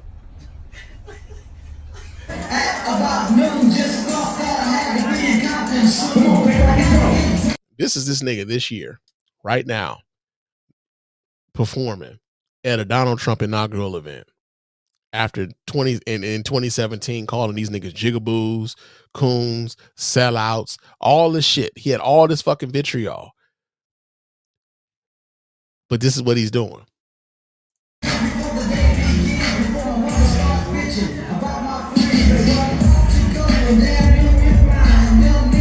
Now, I'm gonna play this again so y'all hear what the fuck this nigga had said. So ain't nobody gonna perform for Donald Trump, huh? Which one of you jigaboo ass niggas gonna be the first one to do it? I'm waiting. I'm gonna roast the fuck out one of you Uncle Tom ass niggas for doing it. Which one of you niggas gonna do it first? I was the one that performs for himself. That shit aged like milk. That shit aged like motherfucking milk. God damn! And like low key, man, like I know people were talking about like they said that Donald Trump had pardoned a friend of Snoop's, and so now Snoop ain't got no animosity towards Donald Trump. But does that like if Donald Trump, I mean, if Snoop felt this way about Donald Trump for the pardon, does that negate all of the things that he like? Does all of the things that led Snoop to believe that Donald Trump was the man that he felt he was in this time? Does the pardon erase all of that shit? Does that shit go by the wayside because he pardoned a friend of yours? And the other part that I think is interesting about that is this: when it comes to those pardons, is that y'all remember? I want to say it was Rudy Giuliani who talked about they were selling pardons for $2 million a piece back when Donald Trump was president of the United States back in 2016 to 2020. And so some of those folks who got those pardons, let's talk about Lil Wayne, let's talk about Kodak Black. Whether or not the reason why they were able to get those pardons was because they were able to come up with the $2 million in order to get them. Right? Now, I don't know if Kwame Kilpatrick had $2 million in order, because he wasn't necessarily, he wasn't pardoned. He had his sentence commuted. He wasn't pardoned. Maybe that's a totally different thing. Maybe the fee was lower for that.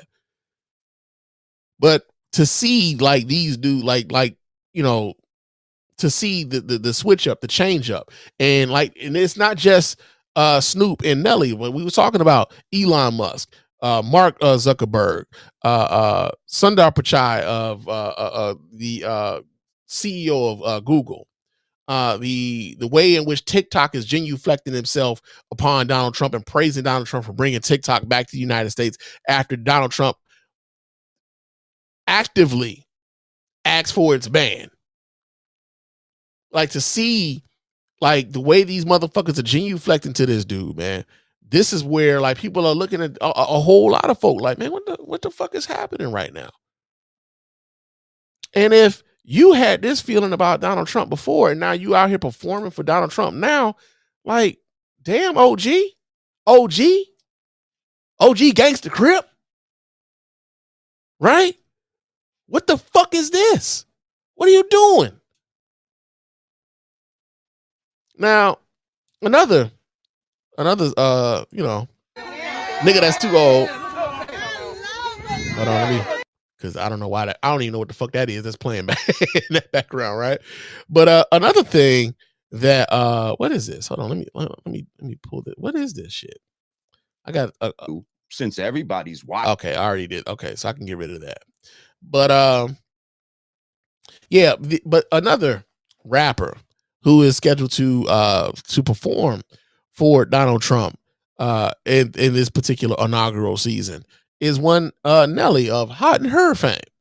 And he went on Willie D's podcast to talk about the negative backlash he's gotten for why he's performing for Donald Trump. And I gotta say, man, he probably should have just shut the fuck up. I mean, he probably just really should have just shut the fuck up. What the fuck, y'all? God damn! God damn! God damn! What? Fuck! Fuck! Yeah, so I'm gonna pull this video up so you guys can watch right along with your man Spann, and we gonna see what the hell Nelly is saying over here on Willie D's podcast. Let's check this out. Here we go. Willie D Live. Considering the backlash that you received for agreeing to this performance, right? But I've been getting backlash. I've been getting backlash my whole career. This now he's talking about I've been getting backlash my whole career. Understand the reason why he was getting backlash. Understand why he was getting said backlash. You know, the backlash originally came was the tip drill video that he did where he slid a credit card down the crack of a stripper's ass in the video. And then he went to a historically black college and university, one of the more prestigious ones. He went to Spelman, an all-women's school. And I understand that he was going there because he was seeking to get funding for, or to raise funds for, I believe it was a bone marrow operation for his sister. But some of the women there took offense to the fact that like this was the imagery that he was putting out about black women across the world, right? So he's positioning himself even in this moment as a victim because people were like, "Hey man, that shit you did, we didn't agree with." And so they spoke up on why they didn't agree with him. And yeah, you might have been trying to raise money for your sister who unfortunately passed away. But you cannot be upset with people who did not agree with, like, hey man, like this type of thing we might not necessarily want to promote. And if we actually want to have a conversation with you about this thing that you did and why what you did could be harmful for the rest of the black women outside of your sister. But right now, he's positioning himself as a fucking victim. I've been getting backlash my whole career. Nobody gave you no backlash over Hot in Here, man. Nobody gave you no backlash over Country Grammar. Them sisters stepped up to talk to you about that shit, though, because they didn't necessarily appreciate how you were portraying black women to the larger society. They got the right to say so. They got the right to disagree with you, nigga. You're not a victim here, bro. How do you reconcile your artistic choices with the diverse political beliefs of your fan base? That's my fan base. If my fan base really have a political belief, right? Here's the thing. Like, I agree in family first. I believe in family first. Period. Family before politics. Family above and beyond. Like, right? Like, so now we don't always seem like we're making those choices sometimes when when we grow up the way that we grow up. Sometimes when we in the hoods and we're doing certain things, it's like, no, you're not putting your family first when you out there hustling, or you're not really putting your family first. Like, we can rationalize that and say that we are. But really we're not, because we're taking certain choices. But in our hearts, we truly believe that. So in this type of situation, if my fans are so,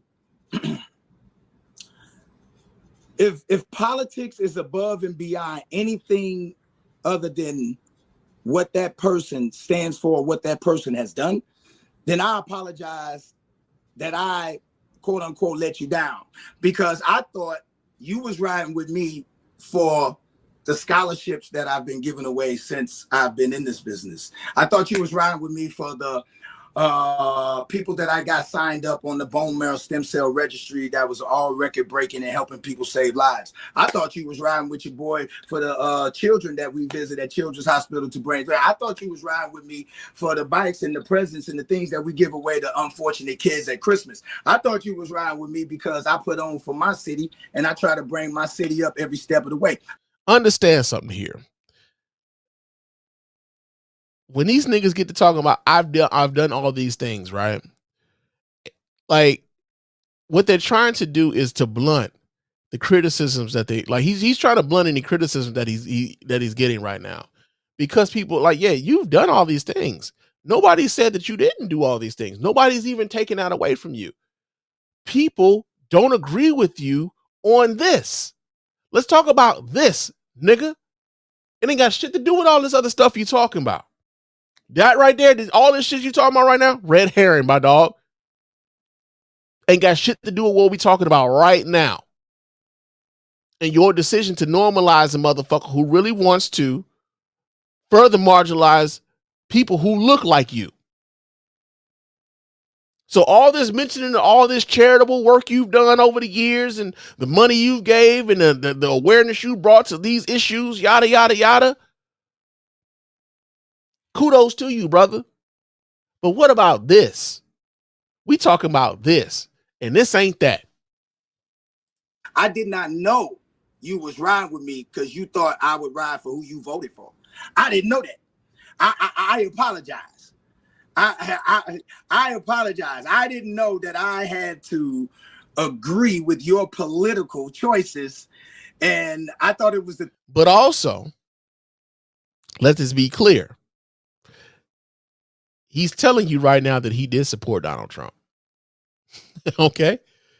Not like he's talking about, I didn't know that all these, I had to support who you supported and voted for. Like, no. He's telling you right now, without even saying it, he's telling you right now that he supported Donald Trump. Things that you do, not the things that you say should be done. If you follow what I do, this shouldn't even be an argument. He's the president. He won. This isn't a campaign. This isn't an RNC. I'm not out on the political campaign. I didn't get none of that 1.5.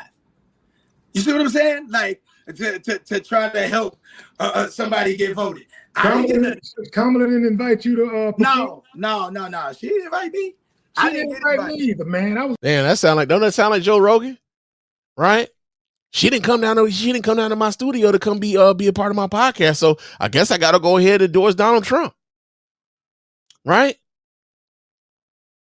Think about that. Like she didn't invite me to, but also not even that. Like he's saying I didn't get this money to support Donald. He don't won the presidency, and you heard that sort of logic from people like Stephen A. Smith to say that like, yo, he won the election, and most of this is like I said, it's about the fact that like Donald Trump won the popular vote this time, right? So now it's like, well, he won the election, so we gotta like just kind of coalesce around him. And we and act as though we gonna forget all of the shit that came before with Donald Trump. We supposed to forget all of that shit because he won the election and because 77 million people supposedly voted for Donald Trump.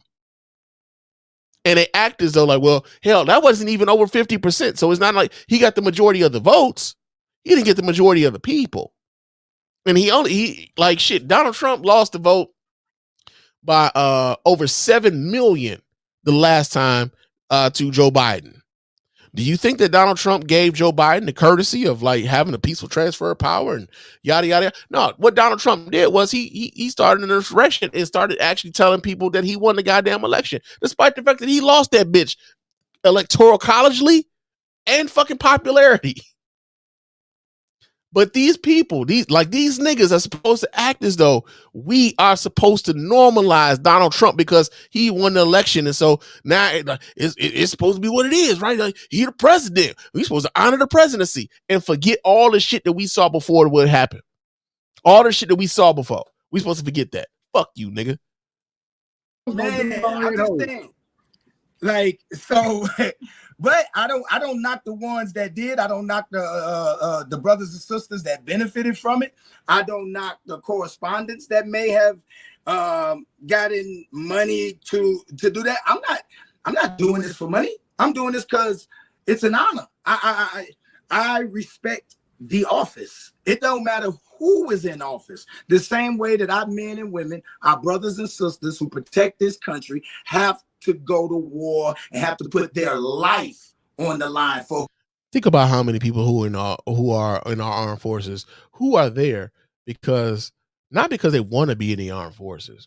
There are some people who definitely are patriotic and they want to fight for the country and they want to defend this nation from enemies, domestic, foreign and domestic, all that shit. But you got a large number of folk who are in the armed forces because, hey man, I ain't having enough money to pay for college.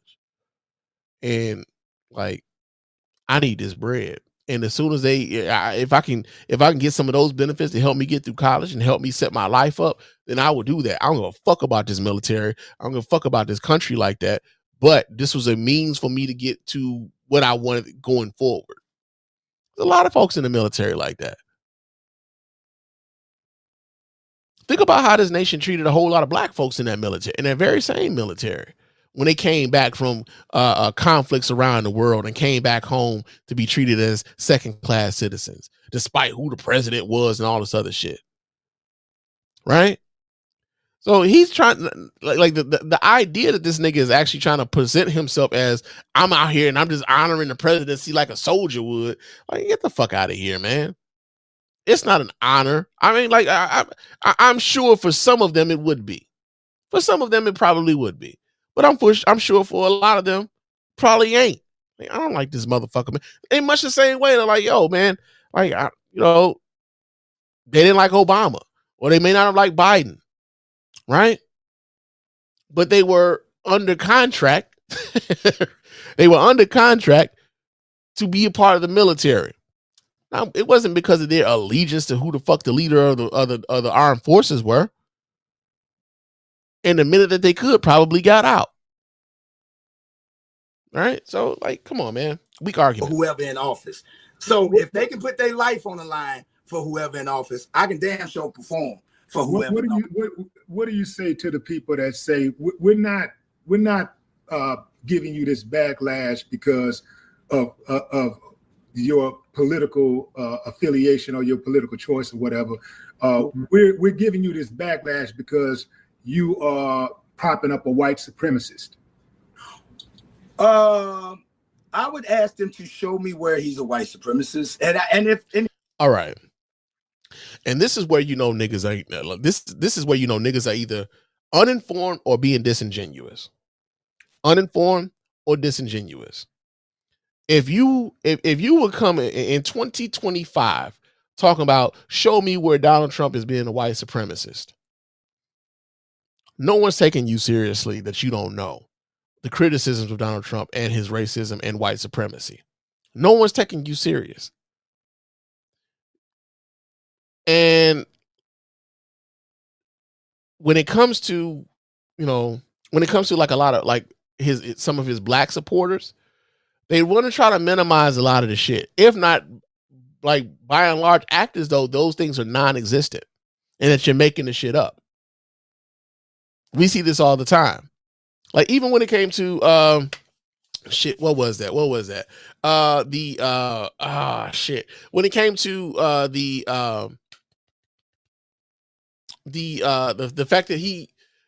the fact that he refused to rent to he refused to rent to black folks in the 1970s, and the Justice Department sued him and his father because of it. And because they settled that, it wasn't an admission of guilt, but niggas know what the fuck was happening. They wasn't getting apartments, right? Somehow, some way, because of, oh man, but that was way back in the day though. People will try to rationalize shit that way. It's crazy. People try to rationalize that sort of stuff. They act as though we don't see the things that we saw. We don't hear the things that we hear. As if this stuff isn't happening in front of everybody. So when he says this sort of shit, show me some stuff, he'd be like, nigga, you got Google the same way everybody else got Google. If you really wanted to motherfucking know, it ain't that hard for you to pull it up. You're a goddamn millionaire, nigga. Come on, bro. We know you know. And here's the thing. Okay, I get it. He did say if you don't vote for me, you're not black, right? Oh no, that wasn't him. That wasn't him. Hold on. I'm trying to think. Hold on. He did create I know where you're going. He did create the crime bill in the 90s, which said that if you get caught with 5 grams of crack, you do a mandatory 5 years. That had mass incarceration. I think what's interesting about this is that these are some of the same arguments that were being had of Hillary Clinton back in 2016, man. These are some of the same arguments. Hillary Clinton was responsible. They was laying at the feet of Hillary Clinton back in 2016. She was responsible for the crime bill. She was calling black people super predators and stuff, right? Understand? Like, and even then, Hillary Clinton didn't sign no legislation. Didn't sign no legislation at all. Couldn't even vote on the legislation. But she took the brunt of that from niggas back in the day, back in 2016, right? Now, you could say that Joe Biden authored the crime bill. You could say that Joe Biden is responsible for its creation, the whole nine. But you also have to understand the political climate at the time that had the CBC endorsing, the Congressional Black Caucus for endorsing the 1994 crime bill. You can also go back and watch how many community leaders were asking for something to be done because of the scourge that crack was having on the inner cities across the fucking nation. So when you speak of this in terms of Joe Biden is responsible for mass incarceration, like as if he was responsible for this all on his own, as if this wasn't a system that was in place, right? As if this was in a system that was in place, where the vast majority of the American populace was asking for something. And this is what they got, including community leaders in the black community were asking for something to be done. And then to retroactively act as though like, oh, because, well, now we know this led to mass incarceration and this led to this, that, and the others. Like, yeah, hindsight is 20/20. But you're being disingenuous because I know you're old enough to fucking know I know you're old enough to fucking know what life was like in the 1990s when crime was a hell of a lot higher than it is now. They're trying to tell you that crime is higher than the motherfucker now, and it ain't. It's not. It's not nowhere near as high as crime was in the 1990s, early 1990s, mid 1990s. Nowhere near those type of totals. We're not seeing those type of totals. If you saw those type of totals now, niggas would be, the heads would explode. Because they think shit is bad now, and it ain't nowhere near as bad as it was then. And for those of us who are old enough to know better, it's incumbent upon us to say so. So when I hear nigga talking about some, well, the 1994 crime bill, bro, nigga, understand, it wasn't just Joe Biden. He didn't do that shit in a fucking vacuum in much the same way that y'all were trying to blame Hillary Clinton for the same shit back in 2016. She didn't do it in a vacuum either. But it's very convenient. It's very convenient to these niggas. And like I said, like earlier, this is when a nigga was telling y'all he been a Trump supporter. I think even the Vice President Kamala spoke on that part that said that the crime bill played a huge part. He didn't do that. Let me see. What did he do? I'm trying to think. The white supremacist. Hold on. I'm gonna get to it. Okay. He did not rent to black people. What was it, in the 70s or the 80s? Is that what they said? And like, okay, is he written to him now? Oh, so that's what we doing. Oh, so okay, so he didn't rent to black people back in the day, but is he renting to them now? Okay, so you gonna give Joe Biden credit for the crime bill back in the 80s, but are you gonna give him credit for the people's sentences he commuted now? Are you going to give him credit for the for the amount of folks he's commuted? Like that sort of that deal. Are you going to give him credit for that? Are you going to give him credit for not going after like folks with small drug possession offenses and things of that nature? You remember Donald Trump was the one who's actually trying to bring back private prisons. It wasn't Joe Biden who was doing that. It was Donald Trump. See, you want to minimize Donald Trump's racism that affected everyday black people in a very real way. And that was when he was a private fucking citizen. He didn't even have the government behind him then. He was out here being a private citizen, being a racist then. Joe Biden and the United States government outside of Joe Biden, the House of Representatives and the Senate, and had to vote on that fucking bill. And the president had to sign that bitch into law. Had to sign it. But suddenly you want to forgive Joe Biden. I mean, you want to forgive Donald Trump's racism because that was in the 70s and 80s. As if the fucking 90s has been like, nigga, we in this week about 30 years removed from the 90s now, bruh. 30 years. 30 years. as my man Keenan would say on fucking Saturday Night Live. But like, yo, you want us to act as though we didn't see like that's, bro. I'm man, listen. Right now, man, I'm like, yo, I can't believe what I'm hearing right now. So nobody's allowed to change, right? See, here's the thing. So show me that Donald Trump has changed, though. Show me that Donald Trump has changed. And the reason why I asked you to show me that Donald Trump has changed, because that's the one thing about Donald Trump. Donald Trump hasn't changed a bit. Donald Trump promoted a racist fucking a racist political point by saying that Barack Obama was not born here in America. The first black president of the United States, Barack Obama wasn't born here. Had Barack Obama out here producing birth certificates and shit, right? Now, if you ask somebody to produce Donald Trump's college records to see if he was as smart as he say he is, he done already put his school on notice that if they release his school records, he would sue them. Donald Trump been telling you he gonna release his tax returns for the better part of the last 8 years. You seen them motherfuckers? Donald Trump told the nation that he lost an election based upon the voting totals that happened in Detroit, Philadelphia, Milwaukee, and Atlanta. what is the common denominator of all 4 of those cities? They are predominantly black cities who didn't vote for his punk ass. And then he got a nation of white folks to storm the Capitol based on a lie that he told. And even now they continue with the lie and say that like many people have questions about the integrity of these elections.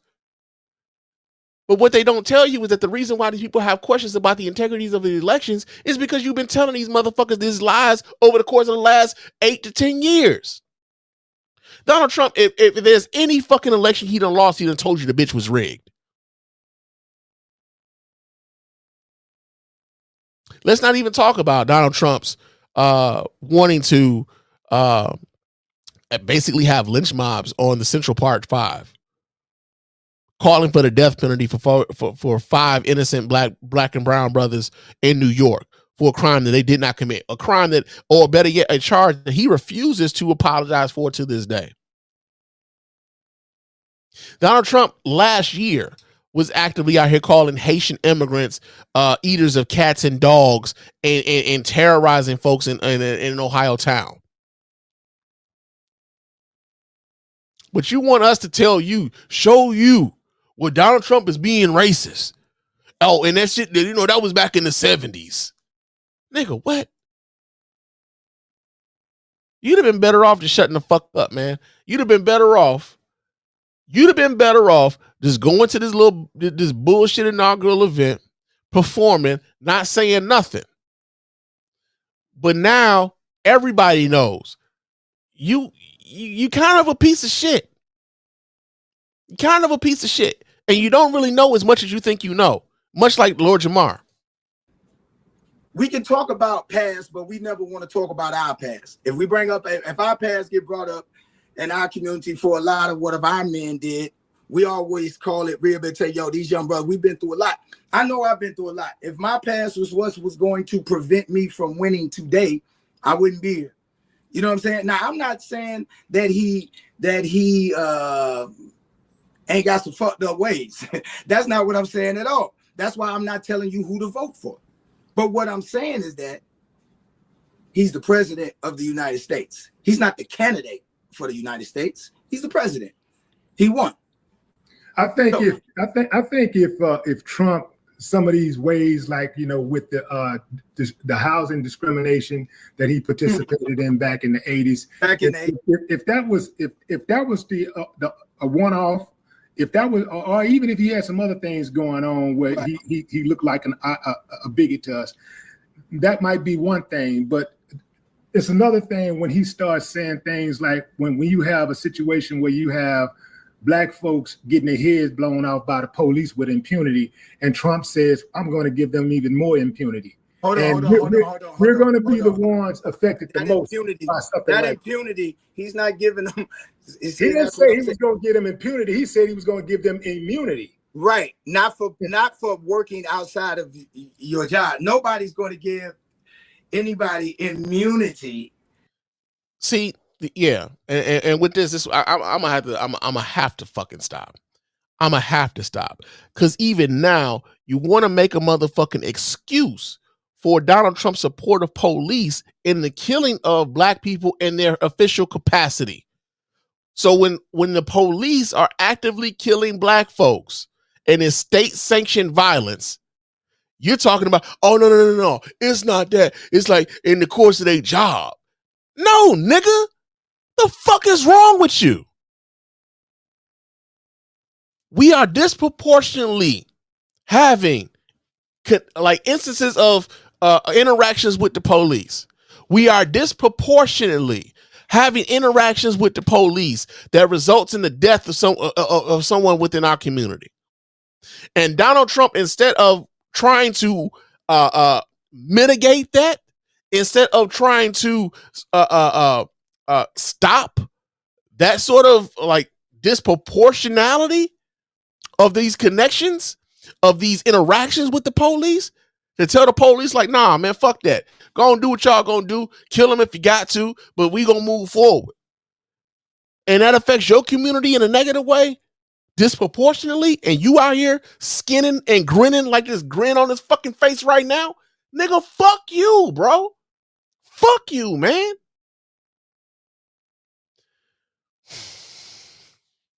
Again, this is why. This is what happens when your OGs fail you. When your OGs fail you. I hope I never, at any point in my life, get to a point where I got where somebody comes to me with a bag or with any with any type of money. I would hope that my integrity would not allow for me to be looking like this dumb motherfucker in support of someone like a Donald Trump. That's what I would hope for. I would hope that my integrity would ground me in not allowing me to turn my back on my principles and my morals and who I am as a man and as a person, as a husband, as a father, as a cousin, as a brother, as an uncle. I would hope that no amount of money will be able to buy me in the ways that Trump has been able to buy some of these niggas in the ways in which he has. And it doesn't mean, when I say buy, it doesn't necessarily mean money. But buy my mind, buy my influence, buy my ability to talk to the community in a way that whitewashes the harm that Donald Trump represents to my community. Harriet Tubman didn't take everybody with her. Everybody can't go.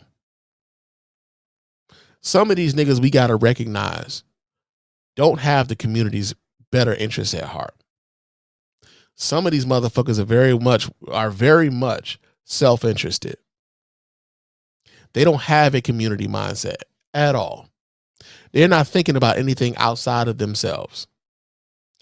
And it's incumbent upon us to recognize these niggas for who they are and govern ourselves accordingly going forward. So when it comes to a nigga like Nelly, who would try to minimize Donald Trump's racism and minimize Donald Trump's policy positions and how they could negatively affect the black community, a community from which he's come. I don't know how connected to the community he still is. And have a smile on his face as big as shit about talking around police brutality and how Donald Trump talks about police brutality. Yeah.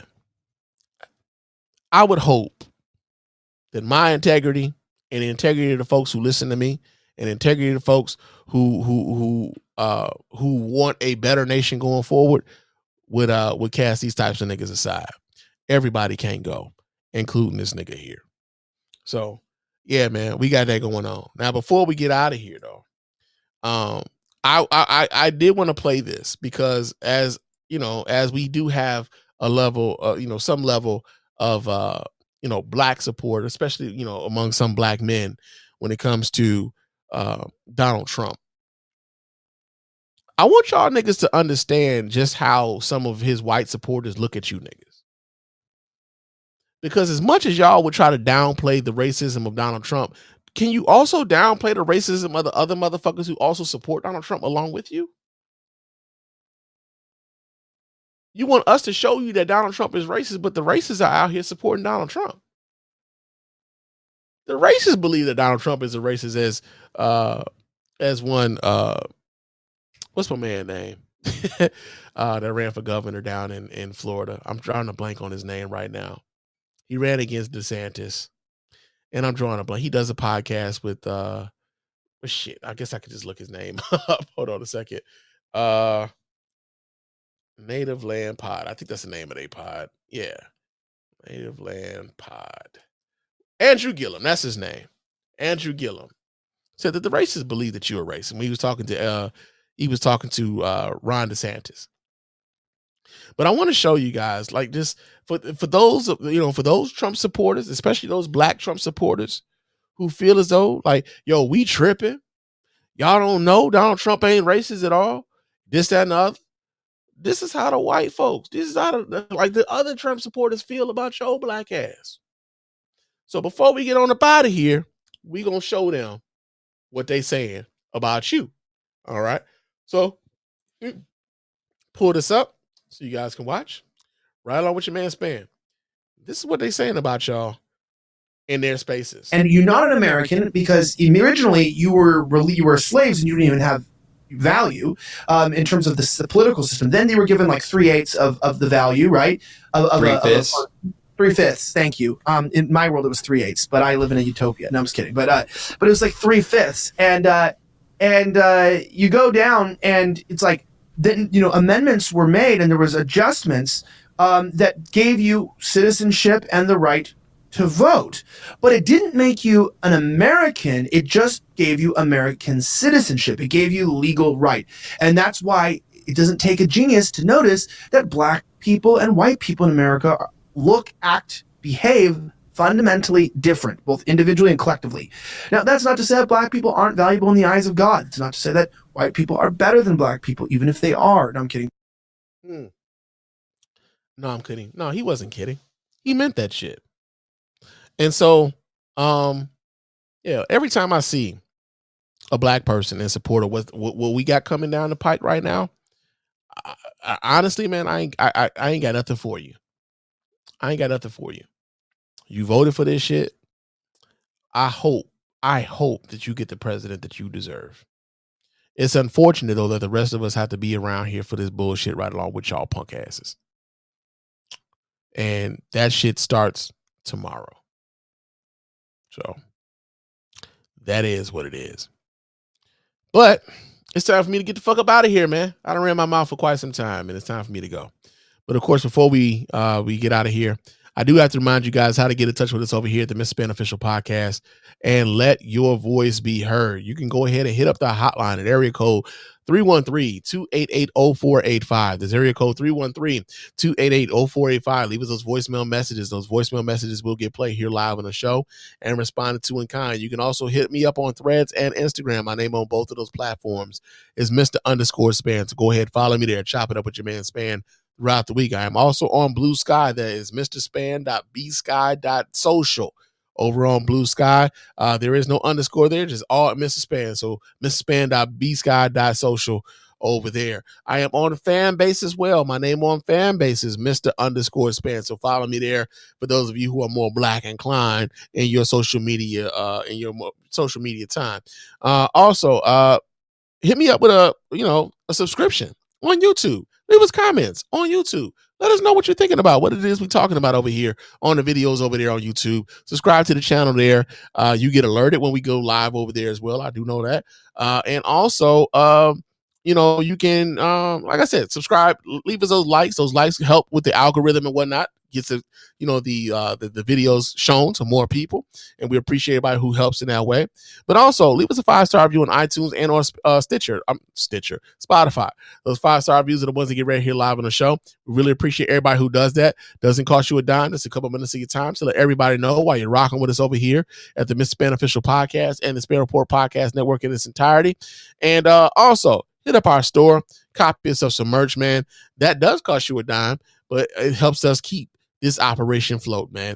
And so we appreciate everybody who does that. Copy yourself some merch, man. Rock your merch. Take a picture in that merch and let us know that you got your shit and you're looking good in that shit, right?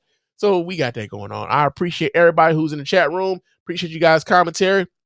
And I will talk to you guys again soon. But until next time, fam, peace.